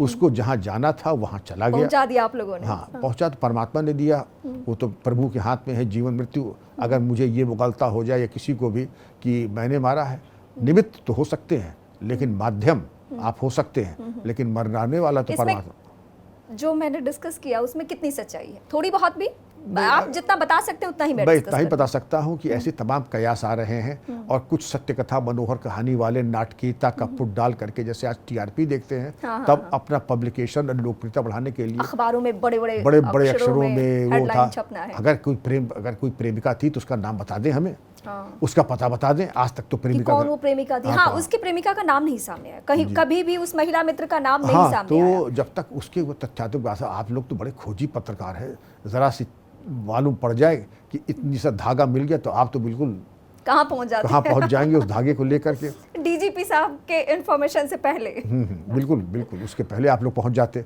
लेकिन ये नहीं, था कि कोशिश रहती है, खैर पहुंचते तो ग्राउंड नहीं है। Intelligence, information system, field intelligence, electronics, सबका समावेश था, और टीम वर्क ये एसटीएफ का इकलौता था, कोई और उसको क्लेम नहीं कर सकता है। ये एसटीएफ का ही पूरा टोटल एसटीएफ, पूरा क्रेडिट पूरा credit all goes to STF team. STF. फिर उस दिन वो राहत की सांस लेना, और वो कैसा था जब आप लोगों ने वो देखा होगा कि ये वो ठीक था, वो तो हमने चुनौती थी ही। श्री प्रकाश शुक्ला को मार गिराया, मतलब ये एनकाउंटर में ढेर हुआ है। मैंने सुना था अरुण कुमार ने गाजियाबाद से फ़ोन किया था। हमने कहा अरुण कुमार यहाँ लखनऊ में रामाश्रय में लड्डू। पहला कॉल किसको किया था उन्होंने? तब आप लखनऊ ऑफिस में थे उस दिन? मैं लखनऊ ऑफिस में था। हाँ। अरुण कुमार और फील्ड में टीम में किसको किसको पता था कि अरुण जी जो गए हैं वहाँ पे ऑपरेशन के लिए? था। नहीं, टीम में का टीम में अरुण थे, उनके साथ टीम थी। हाँ। मैं आईजी था और दूसरा अजय राज शर्मा साहब थे। तो आप दोनों को भी कॉन्फिडेंस में लिया ही होगा? वो तो मिनट टू मिनट ही खबर बातचीत अच्छा, करता। वो जो आप लोगों से ये डिस्कस हुआ था कि मेरे लिए वहाँ होटल की व्यवस्था और वो ये मुझसे सब, कहा था उसने, कैसा मेरे कि लिए एक फोन चाहिए मुझे। हाँ तो वो सब करवा दिया गया, उसमें कोई बात ही नहीं थी। तो लॉजिस्टिक्स की बातें होती है, लेकिन ये ऐसा होता नहीं कि एसपी मेरे लिए कमरा कराएगा, कार कराएगा। लेकिन वो IG मूवमेंट ऐसा था कि आपको बस एसटीएफ में यही फर्क था, रैंक मैटर नहीं करती है, उसमें आपको टीम रिजल्ट पर टीम वर्क है। आईजी को अगर कि जरूरत उसमें पड़ेगी ये तो नहीं आईजी देखना है कि सलूट कर रहे हैं या मेरे लिए होटल करवा रहे हैं या नहीं करवा रहे जब हैं। रिजवान आएगा कमरे में मेरे, तो रिजवान भी वहीं बैठेगा जहां बाकी ऑफिसर्स बैठे हैं, और उसी कप पे चाय पी जिसमें आईजी पी रहा है। वहाँ हायरार्की नहीं, वहाँ कोई हायरार्की नहीं थी, इसीलिए इन्फॉर्मेशन का channel it works as a family. Sir वो कॉल, जब वो कॉल आया आप लोगों जब कॉल आया तो हमने कहा भाई हंगा मालूम पड़ गया है मुझे, और राम आश्रय के लड्डू ख़त्म हो गए। अच्छा सर, राम आश्रय के लड्डू ख़त्म, राम सबसे बड़ी हलवाई की दुकान है हजरतगंज में डीजी, कि इतने लड्डू बटे। फिर नागरिक अभिनंदन हुआ एसटीएफ की टीम का, कभी इंटेलिजेंस हेडक्वार्टर्स पे, कभी राजभवन में भी हुआ। तो वो सब चीज़ें चलती थी, बहुत अच्छा रहा। परमात्मा ने ये जो है कामयाबी दी, और एसटीएफ का मनोबल खूब ऊंचा हो गया। रीमा जी, ये सुन के बहुत अच्छा लग रहा है कि यूपी जैसे प्रदेश में एक से एक बड़े अपराधी, लेकिन आप लोगों ने बैक टू बैक इतनी सफलता हासिल की। अब मैं एक और ऑपरेशन का जिक्र करूंगी, और हालांकि इससे जुड़ी हुई बहुत सारी बातें हैं, लेकिन मैं चाहती हूँ कि डायरेक्ट पॉइंट पे आऊँ। अब मैं पूर्वांचल लेकर चलूँगी आपको। पूर्वांचल जब मैं कह रही हूँ तो पूर्वांचल में बहुत सारे, उसमें अतीक भी आ जाता है, मुख्तार अंसारी और ये सारा, लेकिन एक पर्टिकुलर मैं घटना पे बात करना चाहती हूँ, अतीक पे हम बाद में आएंगे।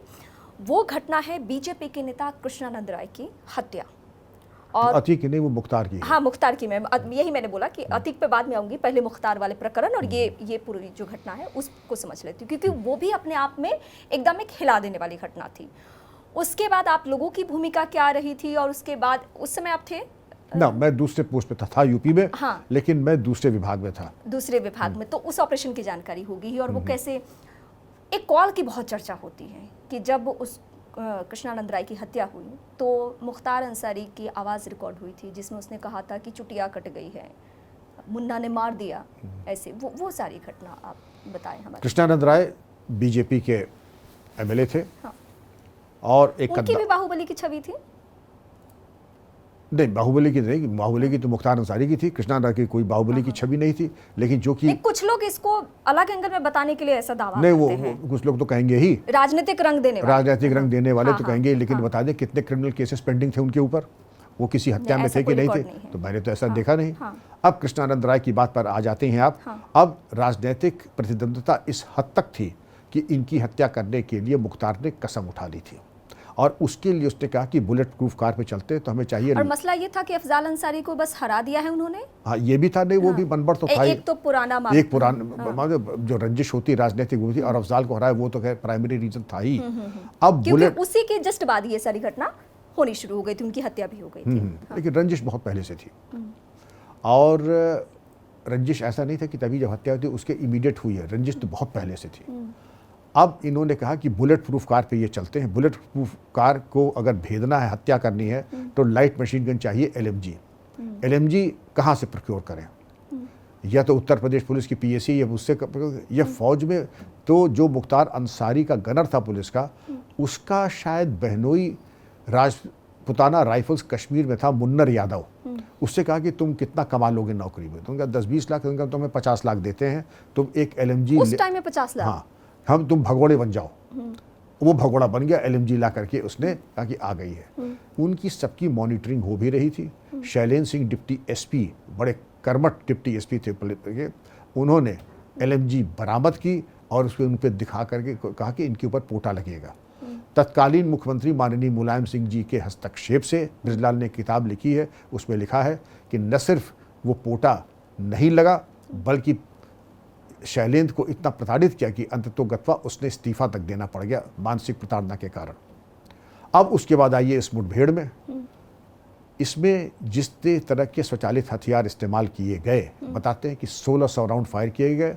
और कृष्णानंद राय क्रिकेट मैच का उद्घाटन करने गए थे, और जब वापस आ रहे थे तो घात लगा के, एम्बुश लगा करके उनकी AK-47 का इस्तेमाल खूब AK-47 का इस्तेमाल किया गया। और अंधाधुंध 1600। सर, आई थिंक 67 उनके बॉडी से लोग बताते हैं कि ऐसी बुलेट्स डॉक्टर्स कहते हैं हमने जिंदगी में नहीं देखी, इतनी छलनी की हुई डेड बॉडी, क्योंकि वो एक भय और आतंक पैदा करे। गोली तो 1 या 2 या 5 भी काफ़ी होती थी, लेकिन अगर 67 गोलियां निकल रही हैं किसके शरीर से, तो जैसे आपकी किंवदंती में कहते हैं कि तुम्हारे शरीर में सीसा ज़्यादा है, गोश्त कम है, ऐसा हम हालत कर देंगे। तो उसको छलनी कर देंगे, जो कहते हैं छलनी कर तो छलनी कर दें या सीसा इतना ज़्यादा कर दें।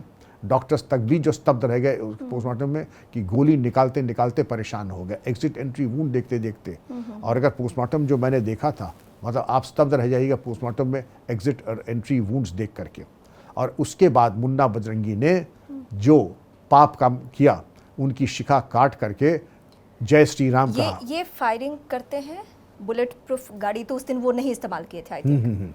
नहीं, बुलेट प्रूफ तो थी, लेकिन AK-47 अगर अपने तरीके से करें। उस दिन ऐसी भी खबर है कि शायद उस दिन उन्होंने इस्तेमाल नहीं किया, लेकिन बुलेट प्रूफ गाड़ी थी उनके कॉन्वॉय में। हाँ। लेकिन अब जो भी सर्कमस्टांसेस बनी, उनकी हत्या हुई। हाँ। मुन्ना बजरंगी ने उनकी शिखा काटी। वो गाड़ी में फिर जाता है। हाँ, और फिर वहां शिखा काटता है। हाँ, शिखा काट लेता है, और शिखा काटने के बाद कहता है जय श्री राम। और वही चीज डायलॉग ये भी बताता है मुख्तार अंसारी, वो भी भोजपुरी में, चुटिया कट गई। हाँ, चुटिया गई, जय श्री राम। तो ठीक, ये अब आप इनका विलेनस, इनका माइंडसेट आप समझ सकती हैं कि किस चीज़ के पात्र थे। सर, मैं गाजीपुर गई थी जब मुख्तार अंसारी पे एक सुनवाई चल रही थी कोर्ट केस में, यही वाली घटना थी, कृष्णानंद राय वाली।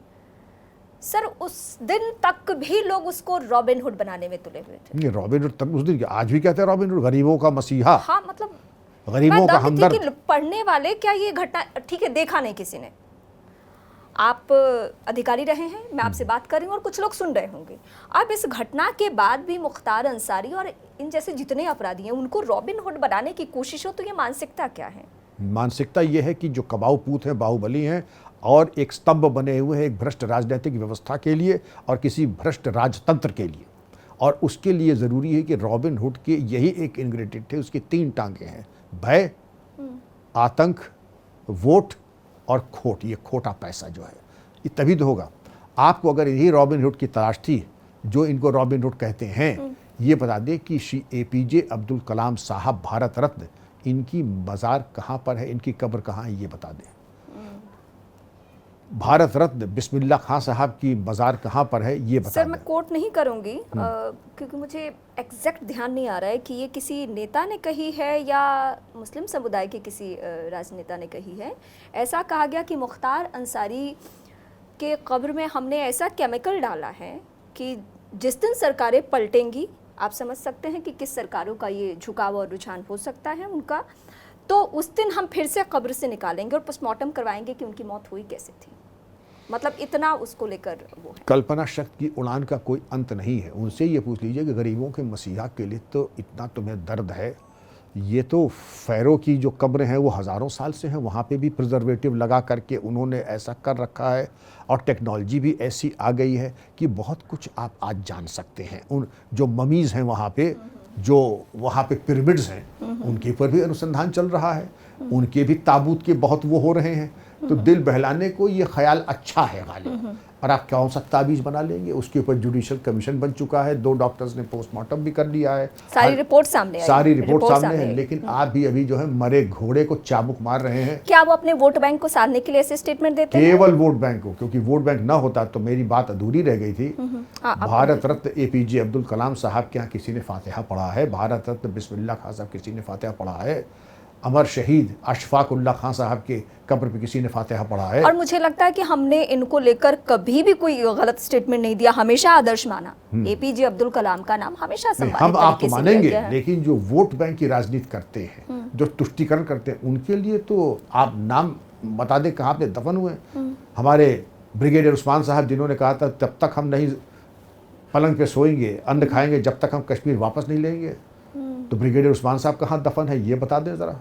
ये नाम भी नहीं पता होगा। नाम भी नहीं, अशफाकुल्लाह खान साहब का हाथ दफन है। नाम भी न क्योंकि ये राजनीति इनको लाभ नहीं देंगे। ये वो नाम है, ये एक सेकुलरिज्म के मापदंड है और एक हमारे तरीके से। और सर दुर्भाग्यपूर्ण है, मुझे कहने में कोई हिचक नहीं है, कोई अपने दिल पे ले तो ले सकता है कि आदर्श भी बनाने के लिए लोगों को मुख्तार और अतीक दिखते हैं। ऐसे लोगों को बेशक वो उनको APJ अब्दुल कलाम नहीं दिखेंगे, बाकी और जो हमारे महापुरुष हैं इस देश के उनको नहीं दिखेंगे, क्योंकि तुष्टीकरण की राजनीति वो अप्रासंगिक है, वो फिट नहीं बैठते, न वो गरीबों के मसाह। वो ठीक है, देश ने एक कृतज्ञ राष्ट्र ने उनको भारत रत्न दिया, कृतज्ञ राष्ट्र ने उनको सर्वोच्च हवलदार अब्दुल हमीद परमवीर चक्र विजेता, बता दे कहाँ दफन हुए हैं। नहीं पता होगा। तो फातिहा तो छोड़ दे, लेकिन क्योंकि राजनीतिक स्वार्थ सिद्धि नहीं होगा, मुझे लगता है उनके लिए कोई पोस्ट भी नहीं शेयर करता, कोई पोस्ट नहीं शेयर नहीं करता है। अब हम आते हैं पूर्वांचल का ही एक और अपराधी, मुख्तार के बाद अतीक अहमद को लेकर भी रोने वालों का एक अलग गैंग है, सपोर्ट करने वालों का अलग गैंग है। और आप तो अधिकारी रहे हैं, यूपी के अलग अलग ज़िलों में काम किया है, DGP के तौर पे काम किया है, तो आपको बेहतर तरीके से पता है कि अतीक या मुख्तार जैसे लोगों को किसने पनपाया और आज भी उनके नाम पे फातिहा कौन पढ़ रहा है। जिनकी राजनीतिक उसके खूंखार की कहानी, मतलब जिस तरीके से उसने वहाँ के लोगों को। और सबसे दुर्भाग्यपूर्ण ये है सर कि जब मैं अतीक को पढ़ती हूँ, या मैं जब अतीक वाली घटना हुई थी तो उस समय भी मैं तकरीबन 15-20 दिन थी उस ऑपरेशन के बाद, जब वो अतीक मारा गया था। और उसकी ऑपरेशन के बाद वहाँ पे क्योंकि माहौल ही ऐसा बन गया था कि पूरा देश जानना चाहता था अतीक कौन। तो उस कौम के लोगों को भी अतीक ने प्रताड़ित किया है, मुस्लिम लोगों को भी प्रताड़ित किया है उस चकिया वाले जगह पे। और फिर भी अतीक के लिए कभी भी आप खुल के उसके खिलाफ में बोलते हुए लोगों को नहीं सुनेंगे। नहीं तो क्यों ना करें, क्योंकि वो कबाऊ पूत था, जिसका कबाऊ पूत था, जिसके वोट बैंक लाता था। इसकी हैसियत कहाँ से होगी? इसके बाप फिरोज तो तांगा चलाता था, ये भी कोयला चोरी करता था। ट्रेन से कोयला चोरी करते करते इसने जो है 19 साल की उम्र में पहला सन 63 की पैदाइश है, और पहला इसने किया है। उसके बाद चांद बाबा का कत्ल किया, चांद बाबा के गुरु था, गुरु जबरन धन वसूलना और लोगों के कॉन्ट्रैक्ट किलिंग, तब 50 केसेस आ गए, गैंगस्टर हो गया। कानपुर से जब नामांकन भरने गया, आज भी यूट्यूब में है, कितनी हजार गाड़ी लेकर के ये गया था कि चक्का जाम जो कानपुर में हुआ, ट्रैफिक वो खुलने में लगे 3 दिन लग गए थे।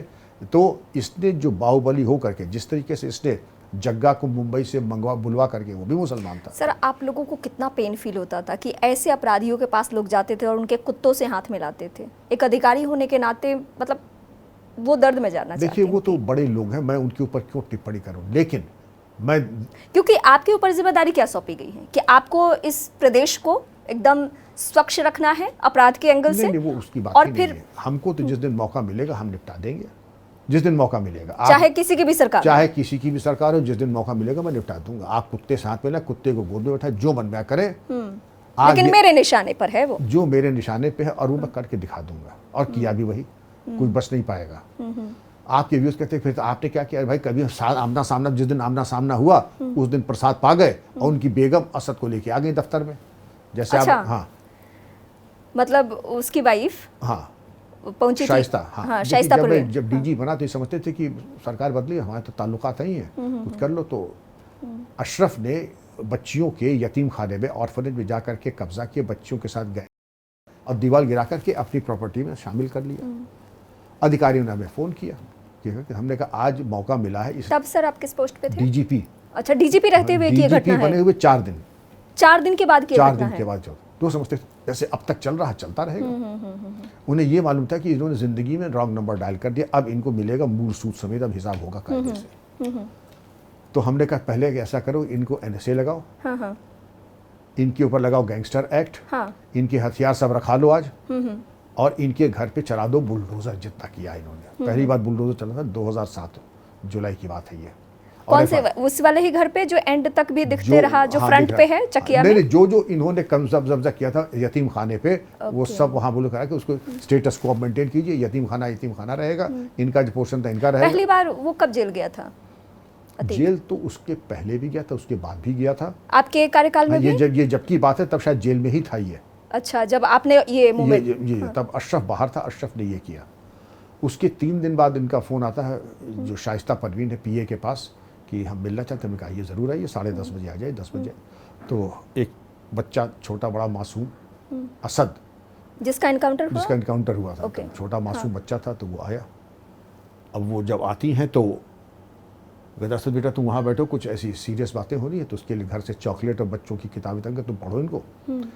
तो उन्होंने कहा आप मेरे बुजुर्ग की तरह हैं, मैं बेवा नहीं होना चाहती हूँ। उनका कौन चाहेगा कोई बेवा हो, सब चाहेंगे आप सलामत रहें, आबाद रहें, लेकिन मेरे चाहने से बेगम साहिबा ऐसा नहीं होगा। मेरा एक बहुत ही आसान और मुफीद मशवरा है, अपने शौहर से कह दीजिए कि मैं ज़्यादा दिन नहीं, मुश्किल से 2-4 महीने रहूँगा। तब अंदाज ही नहीं था कितने महीने। हाँ, डीजीपी कब तक रहेंगे, जब तक मैं हूँ कोई हमें खिदमत का मौका न दे। और खिदमत का मौका अगर उन्होंने दिया या किसी ने भी दिया, तो मेरा एक मिजाज है, मैं मायूस नहीं करता हूँ। वक्त से पहले और उम्मीद से ज़्यादा ऐसी खिदमत होगी कि नाती पोतों को बताइएगा कि क्या खिदमत हुई। बेहतर ये होगा, होशियार को इशारा काफ़ी है, समझ लीजिए, वरना तबाह कर दूंगा मैं। और अब तक जिसने बचाया, जैसे आपने अभी भी देखा, कोई बचा नहीं पाया और आगे भी नहीं बचा पाएगा। तो ये आसान और मुफीद मशवरा इसीलिए है, सबकी खुशहाली के लिए। शाइस्ता का क्या जवाब था? अल्लाह आपको सलामत रखे। मैंने उनसे कहा अल्लाह सलामत रखे आप सबको। उन्होंने कहा ठीक है भाई साहब, मैं बिल्कुल ये उनसे कह दूँगी, नहीं कन्वे नहीं करूँगी, लेकिन वो बिल्कुल उनको बदनाम किया जा रहा है, वो ऐसे हैं नहीं, वो ऐसे हैं नहीं। उनका मैं जानता हूँ वो ऐसे हैं नहीं, लेकिन मैं चाहूँगा ये शोहरत आम भी ना हो, क्योंकि शोहरत आम अगर ऐसी है, क्योंकि बिना आग के धुआं नहीं होता बेगम साहिबा। तब भी अंदाज़े बयां आपका यही था। मैं ये आपको बड़े अदब और एहतराम के साथ पेश कर रहा हूँ। अगर आपके शौहर यहाँ तशरीफ़ फरमा होते तो मेरा अंदाज भी अलग होता, तौर तरीका भी अलग होता। शाइस्ता परवीन, बाद के दिनों में जब ये वाला एनकाउंटर और ये सब पूरा अतीक प्रकरण हुआ, असद का एनकाउंटर पहले, उसके बाद अतीक का मारा जाना, उसके भाई का मारा जाना, उसके बाद कुछ बातें निकल कर सामने आई। वो क्या था, गुड्डू बम्बाज, गुड्डू मुस्लिम। हाँ, गुड्डू मुस्लिम। गुड्डू मुस्लिम के साथ मिलकर शाइस्ता परवीन ही जब सलाखों के पीछे था अतीक, तो ये पूरा सब कुछ चला रही थी, जो भी मतलब किसी को मारने की प्लानिंग हो या मतलब बहुत हद तक दखल शाइस्ता का हो गया था। जब आप शाइस्ता से जब मिल रहे थे तो वो साधारण एक घरेलू महिला थी, किसी की बेगम थी, या उसके बातचीत के अंदाज से आपको लग गया था कि इस दुनिया से इसका भी अब वास्ता है? बहुत ही हमें लगा इंटेलिजेंट, शार्प। भाई वो हेड कांस्टेबल यूपी हाँ, पुलिस की बेटी है वो। मैं तो हैरान थी कि और हेड ऐसे कांस्टेबल व्यक्ति की से बेटी जो कैसे है, शादी कर ली थी उसने? ऐसे ही जगह उसने देखा कि गांठ का पूरा है, आगे बहुत तरक्की करेगा। उसने क्या उसका जजमेंट तो गलत था नहीं। हेड कांस्टेबल का जजमेंट ये था कि भाई नॉर्मली अगर होता तो हेड कांस्टेबल तो किसी कांस्टेबल से बहुत होता, दरोगा से शादी करता। लेकिन जो दामाद बनाया उसने वो तो किंग मेकर था, एमपी बना, एमएलए बना, हजारों करोड़ की जानबूझ संपत्ति। के शादी की गई थी। और क्या, कोई लव मैरिज थोड़ी तो थी इसमें। मैंने ये सुना था कि अतीक को शाइस्ता परवीन पसंद आ गई थी, और पहले वो रेकी करना, वो छुटपन में जब सब करते हैं, और उसके बाद परिवार पे एकदम जाके दबाव बनाना बंदूक की नोक पे कि नहीं ये शाइस्ता तो मेरी है टाइप्स। नहीं, वो तो खैर नाटकीयता का पुट देने के लिए लोग तमाम कहानी ये- बन लिखते हैं। वो हम फिर यहाँ समझते, मीडिया कर्मियों की भूमिका हाँ रहेगी। वो सबकी आ जाती है। मैं तो यही कहूंगा कि मैं समझता हूँ बिना रजामंदी के। सर इसमें कितनी सच्चाई है जो आपने उसको देखा, और जब ये अतीक वाले प्रकरण के बाद एक एंगल निकलकर सामने आया कि अब पुलिसकर्मी भी आज तक वो ऑपरेशन जारी ही है, आई थिंक उसे ढूंढने की अभी भी कोशिश जारी है। दोनों बेगमें जो है लापता हैं, दोनों पे इनाम है। हाँ, इनामी है दोनों। हाँ, शाइस्ता परवीन भी और मुख्तार की बेगम साहिबा में वो भी इनाम। मुख्तार की भी और उसकी भी, अतीक के भाई की वाइफ, हाँ, अशरफ की वाइफ। तो ये 3 बेगमें जो है इस वक्त जो है अंडरग्राउंड है, जिसके ऊपर और ज्यादा काम तीनों कर। बेगमों की क्या भूमिका रहेगी अगर मैं शाइस्ता परवीन से शुरू करूं तो? सबसे पहले तो ये देखिए कि हजारों करोड़ की मालकिन है ये। अभी भी क्यों, आपने तो जो नॉन संपत्ति उसी को तो कुर किया है, लेकिन जो फॉरेन और बेनामी है उसके ऊपर तो अभी आप पहुंची नहीं, तो उसकी तो मालकिन है ही है। कुछ लोग दावा करते हैं कि विदेश में है, दुबई वगैरह का दावा किया जाता है, कोई बांग्लादेश कहता है। आप तय कीजिए, कोई बांग्लादेश कह रहा है, कोई नेपाल कह रहा है, कोई दुबई कह रहा है, कोई पाकिस्तान कह रहा है। और इसके पहले भी आपने देखा कि कई ऐसे डॉन यूपी के थे जिन्होंने अपनी हुरिया बिल्कुल बदल करके। एक मेरी सीनियर जर्नलिस्ट से बात हो रही थी तो ऑन कैमरा ही उन्होंने मेंशन किया कि पुलिस ना इस एंगल में जाना नहीं चाहती है, क्योंकि वो महिला है, एक अलग सिंपैथी और एक अलग चीज़ें तैयार होंगी, तो पकड़ना नहीं चाहती है, नहीं तो बहुत आसान था। नहीं, मतलब आसान लोकेशन तो और ये ऐसे सब। अगर एक कुछ तो मैं बोली कि ठीक है, शाइस्ता के लिए मैं मान सकती हूँ कि हाँ ठीक है, एक अलग धर्म, एक अलग चीज़ों का मामला भी है, लेकिन गुड्डू भी तो नहीं पकड़ा गया। गुड्डू नहीं, अर्चना शर्मा आज तक नहीं पकड़ी गई, तो वो तो मुस्लिम नहीं है। ये कहना ही गलत है। नहीं तो फिर उसमें महिला का पुलिस कोई में लोग ऐसा देते हैं। कुछ नहीं होता है, आपका काम है। अच्छा, आप लोग के सामने तो अपराधी है, अपराधी चाहे वो मेल हो फीमेल हो, और एक रिवॉर्ड है कम एज का हो, तो नाबालिग हो, नाबालिग को छोड़ना ही नहीं बिल्कुल। होता है, तो फिर हमारे यहाँ तो इसको आपको पूछा जाएगा कि IGSTF साहब अभी आपके कोटे में 4 लोग हैं इनाम, या इनको आपने अकाउंट फॉर नहीं किया। हमारे तो कैरेक्टर रोल में आ रहा है, वो रोज हमारे खाते में आ रहा है कि शाइस्ता को बता दीजिए, इनको अर्चना शर्मा को बता दीजिए, इनको, ये तो अभी आपने अकाउंट फॉर नहीं किया। कुछ अधिकारियों से बात होती है इस टॉपिक पे, क्योंकि आपकी भी तो दिलचस्पी रहती थी, आपने कहा भी कि मैंने सबसे ज्यादा पुलिसिंग को एंजॉय उसका किया। कल्चर जानता हूँ। नहीं, कल्चर नहीं, उतना ऑपरेशन के बारे में जानकारी नहीं, लेकिन आपको क्या एक लाइन कोई बताएगा, आप 10 लाइन पकड़ लेंगे कि हाँ ये ऑपरेशन इसका वो मैं movement वैसे ही क्या 10 लाइन वैसे ही पकड़ लेता हूँ।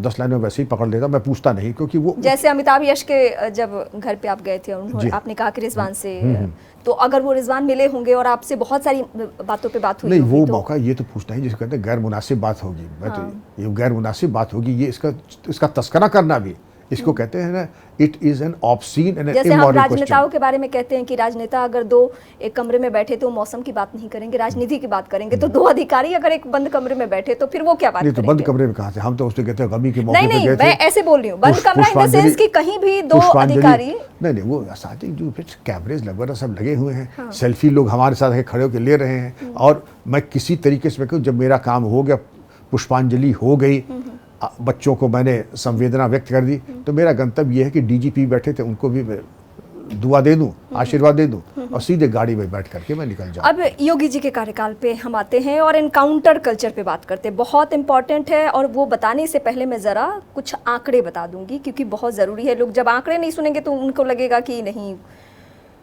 2017 से 25 मतलब योगी जी का पूरा कार्यकाल, उसमें कुल एनकाउंटर 15,725, 256 अपराधी मारे गए हैं, 31,960 गिरफ्तार हुए हैं, 31,960 अपराध मतलब वो जो गिरफ्तार हुए हैं वो घायल हैं, 18 पुलिसकर्मी हमारे शहीद हुए हैं।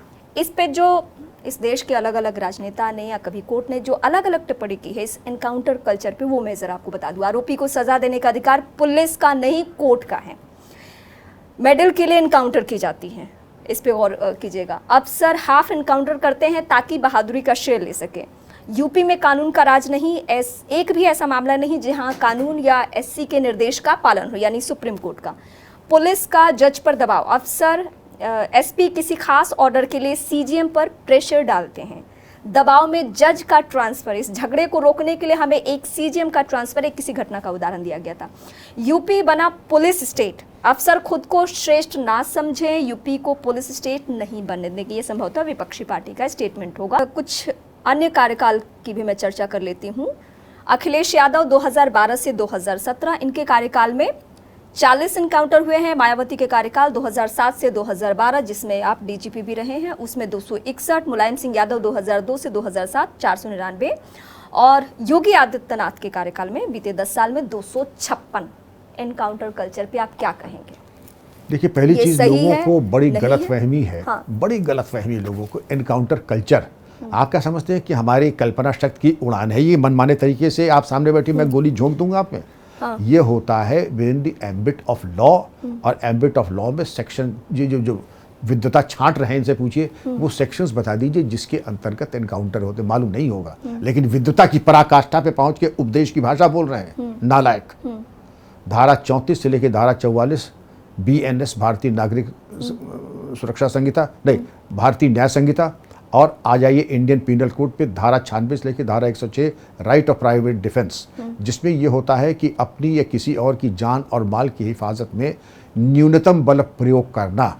उसके बाद विवेचना जब होती, केस डायरी लिखी जाती है, तो उसमें बड़ा अच्छा तकिया। इसमें एक और पॉइंट मेंशन किया जाता है, 2-4 घटनाओं को दिखाकर, कि सिर्फ आप लोग, मतलब आप लोग इन द सेंस जो हमारे अभी मौजूदा वक्त के अधिकारी हैं, वो सिर्फ एनकाउंटर नहीं करते हैं, बल्कि उसमें वो कास्ट देख लेते हैं, उसमें धर्म देख लेते हैं। अब जिसमें उदाहरण दिया जाता है असद का, अतीक के बेटे का जो इनकाउंटर हुआ, उसको भी लेकर लोगों ने रोना पीटना मचाया कि नहीं ये तो जानबूझ के, उसका सारा बॉडी मूवमेंट लोग दिखा रहे थे कि अच्छा गिरा है तो ऐसे कैसे गिरा है, ये वाला हुआ।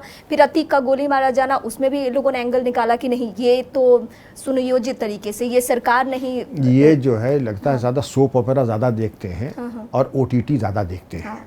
आपको जो कानून ने इजाज़त दे रखी है, आप उसको एक्सरसाइज क्यों नहीं करते हैं? आप चाहें तो पुलिस कर्मियों के खिलाफ हत्या का मुकदमा लिखा सकते हैं, ये आपका अधिकार है, मैं चाहूंगा लिखाएं आप। हम ये भी आपका अधिकार है। लेकिन आप लोग की पुलिसिंग में ये लास्ट ऑप्शन होता है, जब तक कि कोई वार ना करे एनकाउंटर करना। एंड ऑफ द डे तो यही होता है कि आप जिंदा पकड़े होंगे। कोशिश तो यही है ना। रीमा जी, पहले सुनिए, पहले आपको भी मैं बताऊं एनकाउंटर कैसे, एनकाउंटर कर दिया, किया नहीं जाता, एनकाउंटर हो जाता है। एनकाउंटर, ये शब्दावली नहीं, ये शब्दावली नहीं। अब मैं जा रहा हूं, मुझे मालूम है इंटेलिजेंस से एकदम से गोलियां चलना शुरू होती हैं, तो मैंने भी जवाब में गोली चलाई, और उसी को कहते हैं राइट ऑफ प्राइवेट डिफेंस में न्यूनतम बल प्रयोग, मिनिमम यूज ऑफ फोर्स, कम से कम बल प्रयोग करें जिससे कि दूसरे की जान और माल और हमारी जान और माल बच जाए। तो एक तो उसके लिए टर्म है हाफ एनकाउंटर। हाफ एनकाउंटर नहीं, पहले सुनिए तो सही। हंगामाए गिरफ्तारी में मुनासिब चोट पहुंचाई। हंगामाए हमने गिरफ्तार करने की कोशिश की, लेकिन वो उसने गिरफ्तार कर माना कि अंधाधुंध मेरे ऊपर गोली झोंक दी, तो मुनासिब चोट। अब मुनासिब चोट ये हो सकती है कि मैं हाथ पकड़ लूं, वो भी होता है यू आर अंडर अरेस्ट, और दूसरा होता है कि गोली मैं छलनी कर दूं, वो भी मुनासिब है। वो तो सर्कमस्टांसेस बताएंगे कि मुनासिब उस देश काल अवस्था में क्या चीज़ मुनासिब है। अब अगर आप समझते हैं कि मैंने अपने अधिकारों का अतिक्रमण करके डिसप्रोपोर्शनेट यूज ऑफ फोर्स किया है, ये जो पुलिस पे या अधिकारियों पे ये आरोप लग रहा है कि हाफ एनकाउंटर करके उनको मेडल मिल जाता है, उनका प्रमोशन हो जाता है, तो आप चाहते हैं कि एनकाउंटर करें मेडल ना मिले, बस उनका अंतिम संस्कार हो जाए पुलिस वालों का, वो होने वाला नहीं है। आपके मन में छाती पे सांप जरूर लौट रहा होगा, सो बी इट। अगर आप इतने बड़े पैरोकार हैं अपराधियों के, तो जाके उन्हीं की गोद में बैठे, पुलिसकर्मी कोर्ट में केस लड़े। कोर्ट में, मैं बताता हूँ, रास्ता बता रहा हूँ मैं आपको। आप हमारे ऊपर हत्या का मुकदमा लिखा दें, मैजिस्ट्रियल जांच होती है, हमारे खिलाफ आप बयान दे दें। हर घटना की जांच होती है। जैसे अतीक वाले मामले में मुझे याद है, जब मैं वहाँ रिपोर्टिंग कर रही थी, तो अतीक जहाँ पे वो सीन रिक्रिएट जब होता है, तो उसमें तो सारे, और आई थिंक रिटायर्ड जज की निगरानी में कोर्ट के दायरे में मॉनिटर था। जी, हाँ। रिटायर्ड सुप्रीम कोर्ट के, हाई कोर्ट के जज थे, उसमें एक और टीम बनी जुडिशियल के थी, उसमें टीम बनी। न्यायिक जांच व्यवस्था, न्यायिक जांच व्यवस्था, हाँ, उसमें हाँ। डीजीपी भी थे। तो वो और वो- अतीक वाला तो पूरा प्रोसेस मुझे याद है, क्योंकि जी मैं हाँ। वहां सामने से मैं देख चुकी हूँ कि सीन रिक्रिएट करके कैसे गोली चली, कहाँ अतीक का मूवमेंट था, कहाँ क्या था। लेकिन उसके बाद भी क्योंकि राजनीति करनी है और उत्तर प्रदेश की राजनीति करनी है, तो इसमें ये मुद्दे जिंदा रहते हैं। तो फाइनल कमेंट एनकाउंटर को लेकर आपका क्या रहेगा? क्या कास्ट भी आड़े आता है? कैसी बात कर रहे हैं? वहां मौका रहता है कि तुम किस जात के हो बताओ। पहले नहीं से तो पता है ना आपको कि ये असद है या फिर ये नहीं यादव तो है? असद है तो मैं छोड़ दूंगा। हमें- अगर छविराम यादव तो मैं छोड़ दूंगा। यादव नहीं, आपकी क्रिमिनल हिस्ट्री बताती है और आप ये गोली चलाएंगे, मारे जाएंगे आप। और यादव होना आपको बचा नहीं लेगा, ना असद होना बचा लेगा आपको, आप मरेंगे। कान खोल के सब सुन लें, आपके खास कर ये नेता जो आपत्ति कर रहे हैं योगी जी पे आरोप लगता है कि राजपूतों की ज्यादा भर्ती करते तो हैं। बकवास करते हैं। 2.5 लाख की भर्ती हुई है, कुछ शिकायत आई भ्रष्टाचार की?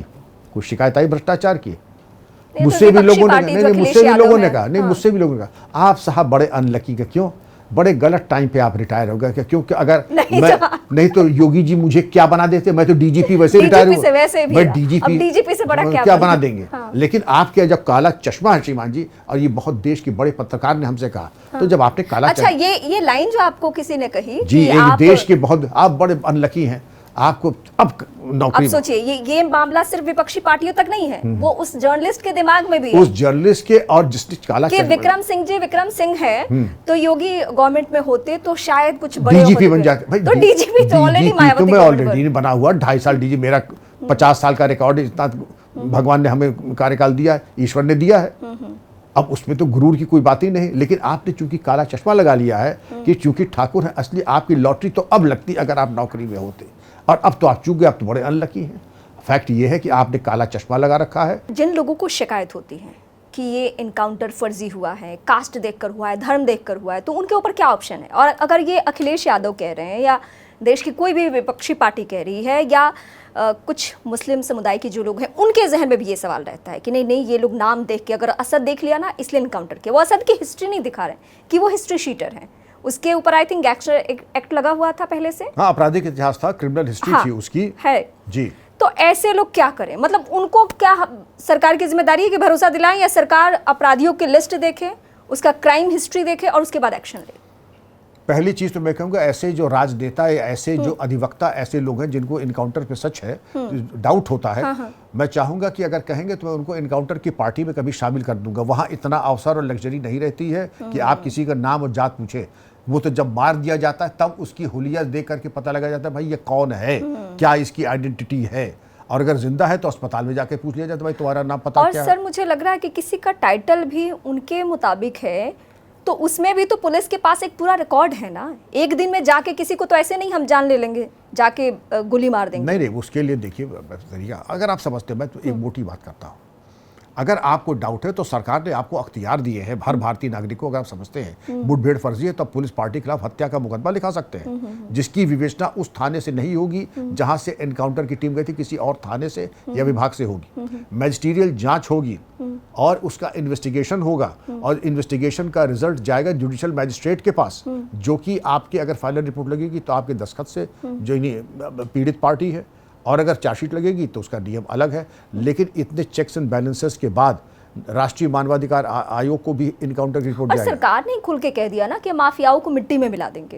अगर सरकार ये खुल के कह रही है तो जाहिर सी बात है ना कि ये बल भी मिला हुआ है। इनकाउंटर की जो बात करने की फर्जी है, मैं कह आपके पास, लेकिन आपके पास इतने बड़े बड़े वकील आपकी पार्टी में है, सभी पार्टियों में, चाहे वो समाजवादी पार्टी हो, कांग्रेस पार्टी हो, जितनी विपक्षी तो पार्टी आप पुलिस के खिलाफ मुकदमा तो लिखा दें, मुझे तो कम से कम ये मालूम पड़े। और मुझे लगता है किसी भी देश के बड़े एनकाउंटर में कोई ऐसा भी केस पलटा हो या पुलिस के ऊपर सवाल, बिल्कुल नहीं। पंजाब में हुए थे, पंजाब के पुलिस ऑफिसर्स आज भी जेल में हैं।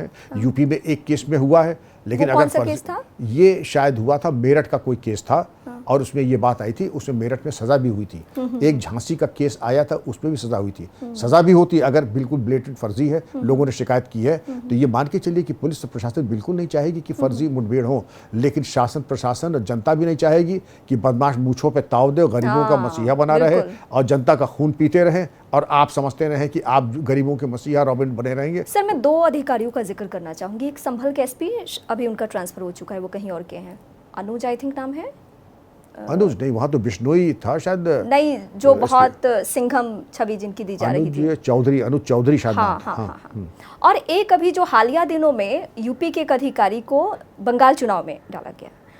अब इन दोनों के स्टेटमेंट को लेकर आपने भी उनके स्टेटमेंट सुने होंगे जो उन्होंने कहा बंगाल चुनाव में, और संभल वाले एसपी रहते, तत्कालीन एसपी रहते, उन्होंने जो उनका मूवमेंट था, आप कैसे देखते हैं? क्या आपके मन में भी सवाल उठता है या इनका जो बॉडी लैंग्वेज है या जो इनका स्टेटमेंट है वो सही है? सबसे पहले तो ये समझ ले, प्रत्येक राजकीय कर्मचारी, चाहे वो पुलिस में हो या प्रशासन में हो, मैजिस्ट्रेसी में हो या किसी भी विभाग में हो, एनोनिमिटी, अपने बारे में अपने काम की चर्चा न करें, ये आपके कॉन्डक्ट रूल्स में है। अगर आपको सरकार ने अधिकृत नहीं किया है, आपका कोई भी रैंक हो, डिप्टी एसपी हो, डीजी हो, आप प्रेस से वार्ता नहीं कर सकते हैं। केवल जो अधिकृत आपका पीआरओ हो सरकार का या विभाग का, वही प्रेस से वार्ता करेगा। आपने कभी डीजी सीबीआई को वार्ता करते हुए देखा? डायरेक्टर आईबी को सुना है कभी? डायरेक्टर रॉ को कभी? लेकिन हमारे छुट भैया दरोगा, हेड कांस्टेबल से लेकर हर आदमी। मैं हमेशा एक बात को मेंशन करते रहती हूँ एक पत्रकार होने के नाते, कि अगर सीबीआई का कोई मूवमेंट है या सीबीआई क्या सवाल पूछ रही है, और टीवी पे आपने नोटिस किया होगा कि सीबीआई के 10 सवाल, मैं बोली सीबीआई का कोई अधिकारी किसी से इंफॉर्मेशन शेयर नहीं करता है, चाहे वो ईडी की टीम हो सकता है कि आपको कैमरे पे दिखाने के लिए, बताने के लिए कुछ ऐसी बातें बता दे जिसका वास्तविकता से कोई वास्ता नहीं हो। लेकिन ये जो नॉर्मल पुलिस अधिकारी नॉर्मल है, नहीं होना चाहिए, ये इलीगल है। ये वीडियोस बनाना, और इसमें वीडियो बनाना तो अब तो सरकार ने, यूपी गवर्नमेंट ने और कई गवर्नमेंट ने सर्कुलर जारी कर दिया है, आप वीडियो बनाएंगे तो सजा पा जाएंगे। कुछ लोग सजा पा भी गए, सस्पेंड हो भी गए, और होना भी चाहिए। सरकारी और वीडियोस भी सर नॉर्मल वीडियोस नहीं हो रहे हैं, कई बार वाकई ऐसा हो रहा है कि कुछ लोगों को ऐसा मैसेज कन्वे करने के लिए वो वीडियोस अपने बना रहे हैं या कुछ लाइंस मेंशन कर रहे हैं जिनका मैं नाम कोट कर रही थी यहाँ, ठीक है, सर्वथा अनुचित है। नहीं होना चाहिए। आपका काम है एनोनिमिटी, सेल्फ एफेसिंग, और अगर आप ये नहीं कर रहे हैं तो गवर्नमेंट सर्वेंट कॉन्डक्ट रूल्स क्या ये नए दौर के जो आईएएस आईपीएस हैं उनमें ये क्रेज एक देखने को मिल रहा है? ये क्रेज सर्वत्र मैं देख रहा हूँ। अभी तो मैंने देखा, मतलब सारे प्रोफेशन में है, लेकिन अब क्योंकि हम इनको बहुत सम्मानित निगाह से देखते हैं, लेकिन नहीं होना बहुत चाहिए, सीरियस देखते पूरा थे। प्रतिबंधित होना चाहिए, क्योंकि जब आप राजकीय और विशेषकर पुलिस में राजकीय कार्य के संपादन में अगर आप रील वील बना रहे हैं, पुलिस लाइन में बना रहे हैं, दफ्तर में, आप विभाग की गोपनीयता भंग कर रहे हैं, वहाँ का आर्किटेक्चर सार्वजनिक कर रहे हैं। पूरे दुनिया में दिखाई पड़ गया कि आपका आर्किटेक्चर ये है, आपके हथियार ये हैं, आपकी सुरक्षा व्यवस्था ये है, और लोग दिखाते हैं कि जब आए तो लोगों ने सलामी दी, सलामी में ये हथियार था, जब उतरे तो लोगों ने, इतने कर्मचारी थे। आई थिंक सर हथियार को लेकर भी बहुत रूल्स है ना? बहुत रूल्स हैं आपको, कि हथियार आप किस वक्त दिखा सकते हैं, नहीं दिखा सकते, नहीं दिखा सकते, नियम मोटा रूल है, हथियार दिखा ही नहीं सकते, इसकी चर्चा नहीं कर सकते। जैसे अगर आप डीजीपी हैं इस वक्त या कोई और अधिकारी है, एडीजी लॉ एंड ऑर्डर है, अगर मैं एक पत्रकार होने के नाते या एक नागरिक होने के नाते आपके पास आ रही हूँ, तब क्या रूल है?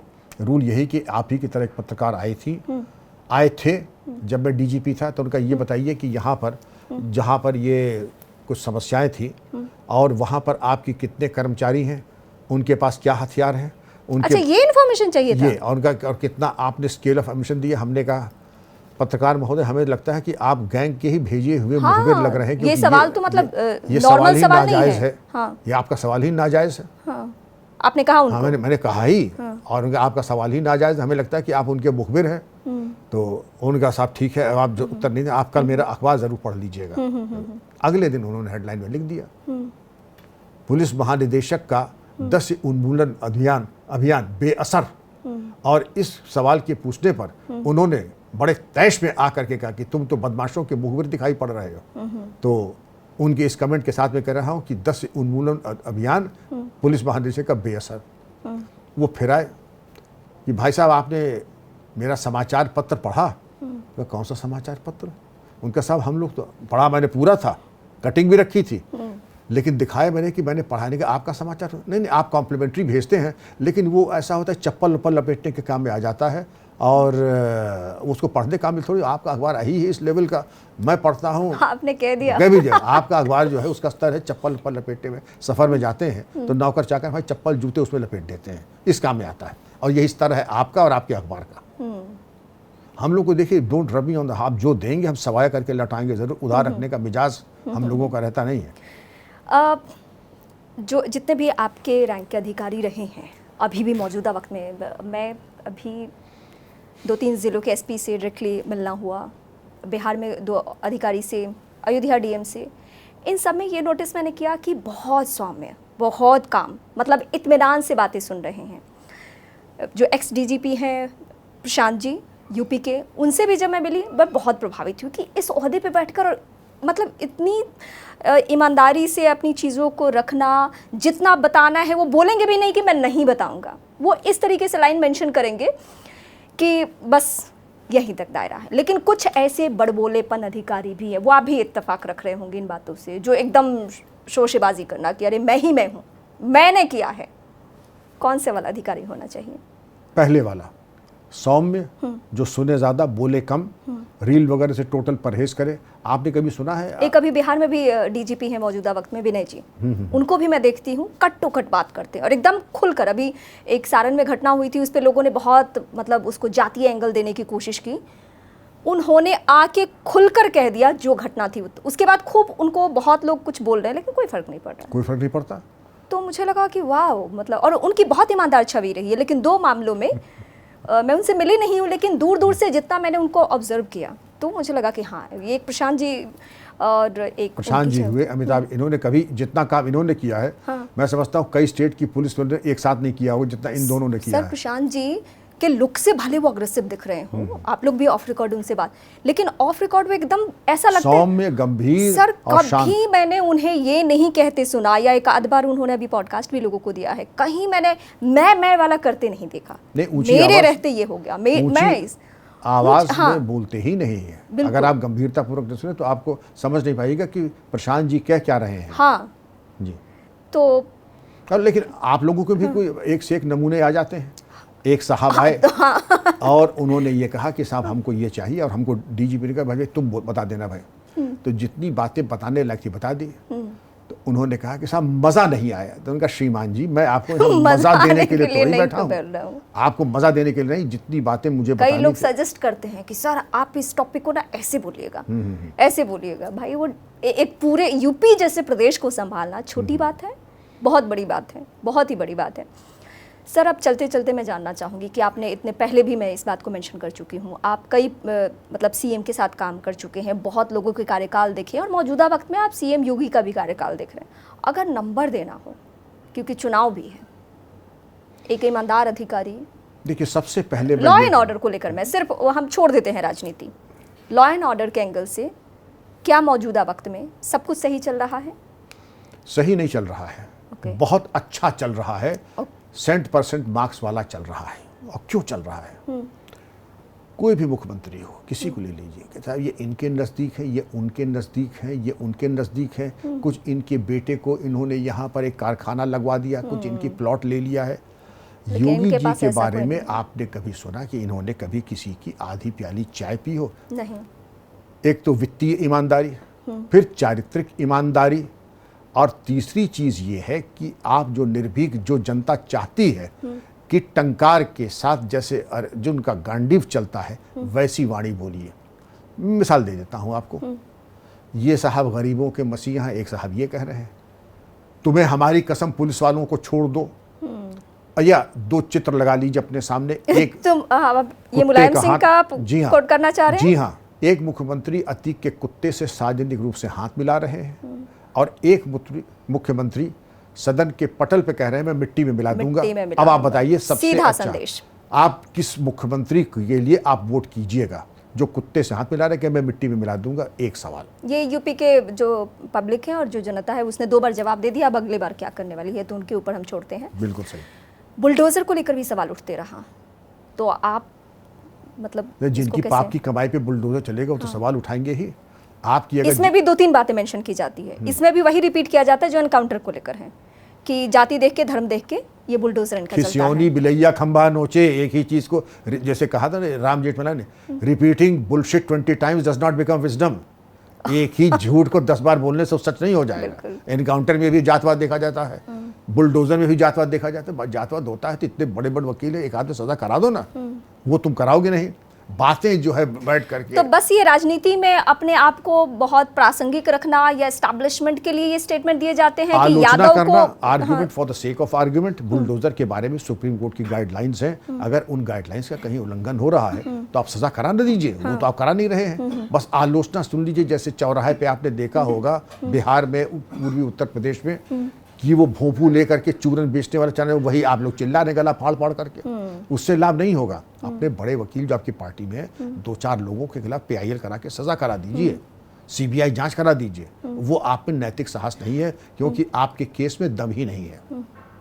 आप यूपी जैसे प्रदेश के सबसे बड़े अधिकारी रह चुके हैं, आप एक आम नागरिक को क्या सलाह देना चाहेंगे अगर उसके साथ कोई घटना हो जाती है मौजूदा वक्त में?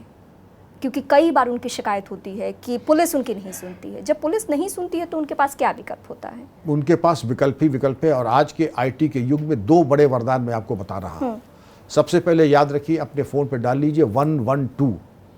आग लगने से लेके मुकदमा न लिखने, मारकूट से लेकर के चाकूबाजी तक 112 डायल कर दीजिए, आपका समाधान होगा। कोई ना कोई फोर्स से 112 पे कॉल किया, पुलिस ने FIR नहीं लिखी, फिर? तो मैं आ तो रहा हूँ। मुख्यमंत्री पोर्टल पर वही चीज़ डाल दीजिए। मुख्यमंत्री पोर्टल पर डालेंगे, वो चीज़ लॉग हो जाएगी, उसका एक नंबर पड़ जाएगा, वो नंबर आपके साथ शेयर हो जाएगा और उस थाने को भी चला जाएगा जिसके ऊपर आरोप लगाया है आपने कि मेरी FIR नहीं हुई है।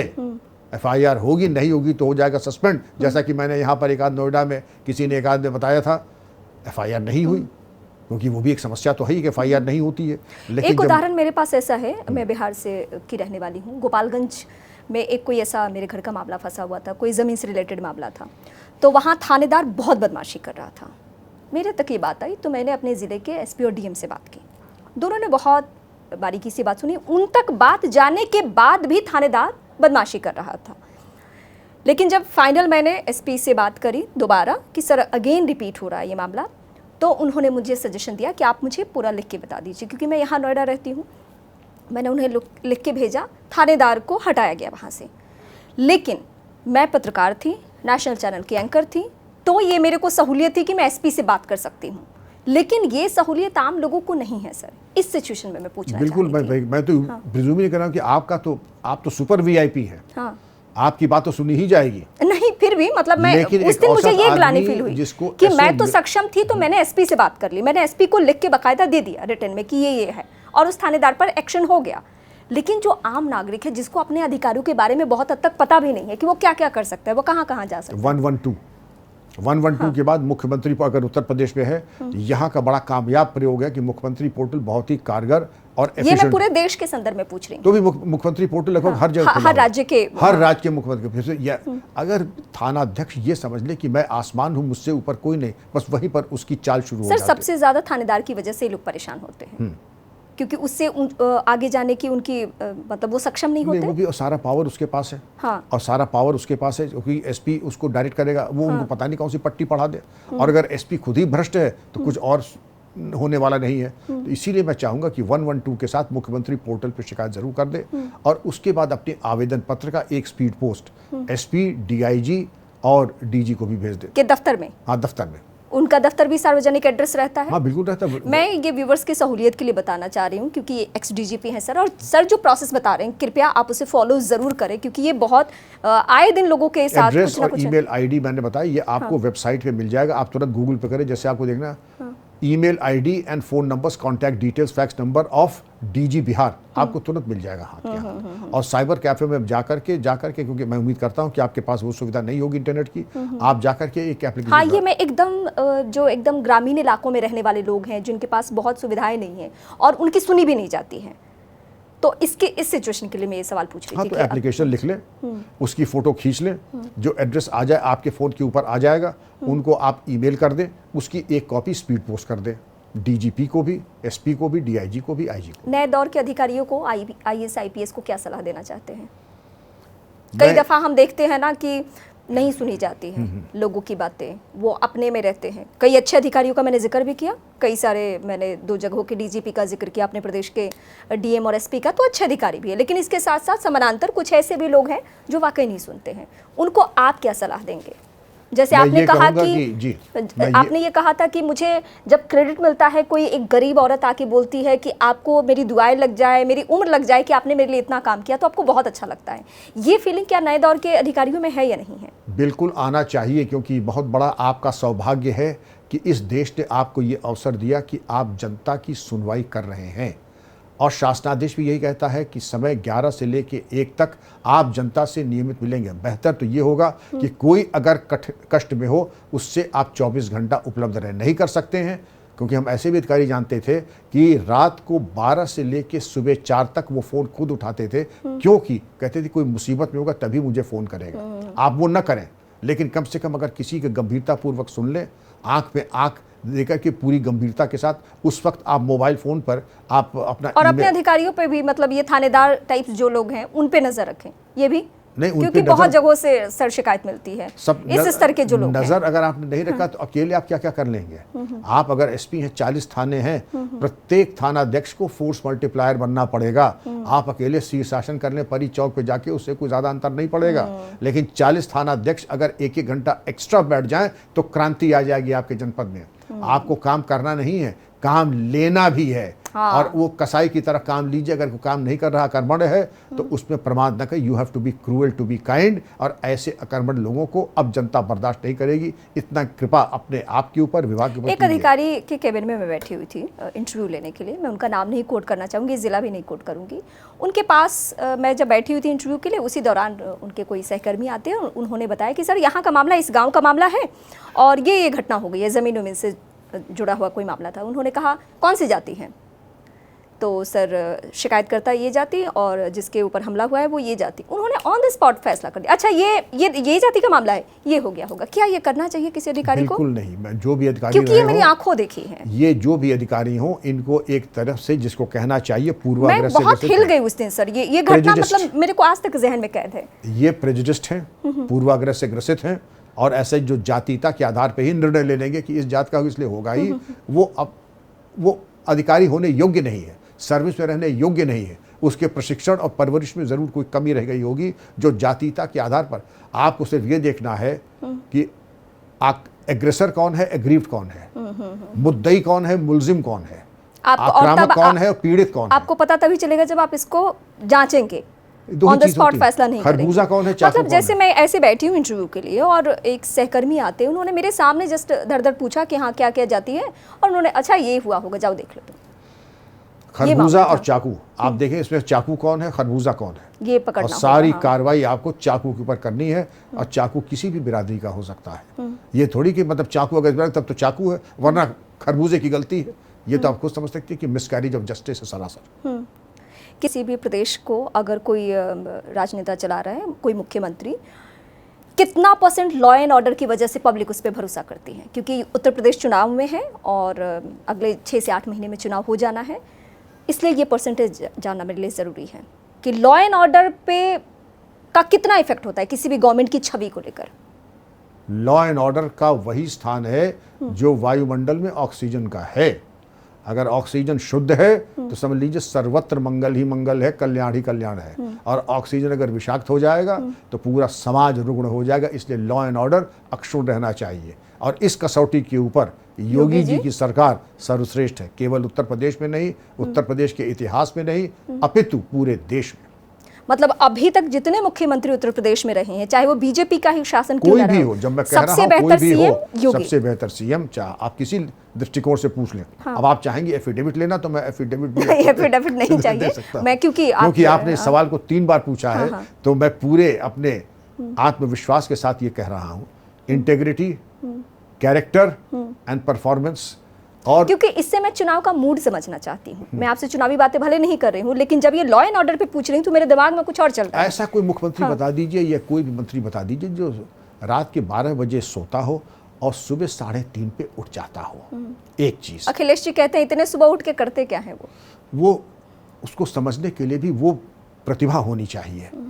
और सुबह उठने के बाद जैसे होता है ना कि जब सायंकाल, ये पंडित मेरे शब्द नहीं है, पंडित श्री राम शर्मा ने ये कहा है, जब सायंकाल आती है तो उल्लू और चमगादड़ों में हर्ष की लहर दौड़ जाती है। ध्यान से सुनिए, सांकेतिक बात मैं कह रहा हूँ। जब शाम होती है तो उल्लू और चमगादड़ों में हर्ष की लहर दौड़ जाती है, और जो ब्रह्म मुहूर्त आता है तो वो उनका रुदन शुरू हो जाता है। और आपके सवाल का जवाब मैं सांकेतिक रूप में दे रहा हूँ।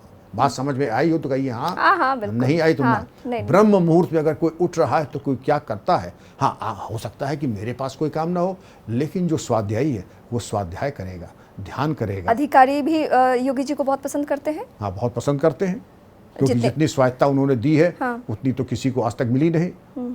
सिक्योरिटी ऑफ टेन्योर मिल रहा है और इंडिपेंडेंस से परसिक्यूशन नहीं हो रहा है, किसी तरह का कास्टिज्म नहीं है। और क्या चाहिए? देखिए, अधिकारी की छोड़ दीजिए, हमारे यहाँ शास्त्रों में लिखा है जब जनता का भाग्योदय होता है तो एक सन्यासी राज्याध्यक्ष होता है।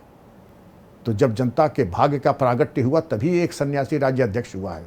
और जैसे कि आप लोगों की बड़ी महिमा कृपा मेरे ऊपर है कि आप बड़े जल्दी रिटायर हो गए, वरना पता नहीं कौन सी लॉटरी आपकी लग जाती। अभी तक तो लॉटरी लगी नहीं, और लॉटरी जिसकी लगनी थी जब लगी तो परमात्मा देने वाला। जी सर, बहुत थैंक यू हमें वक्त देने के लिए।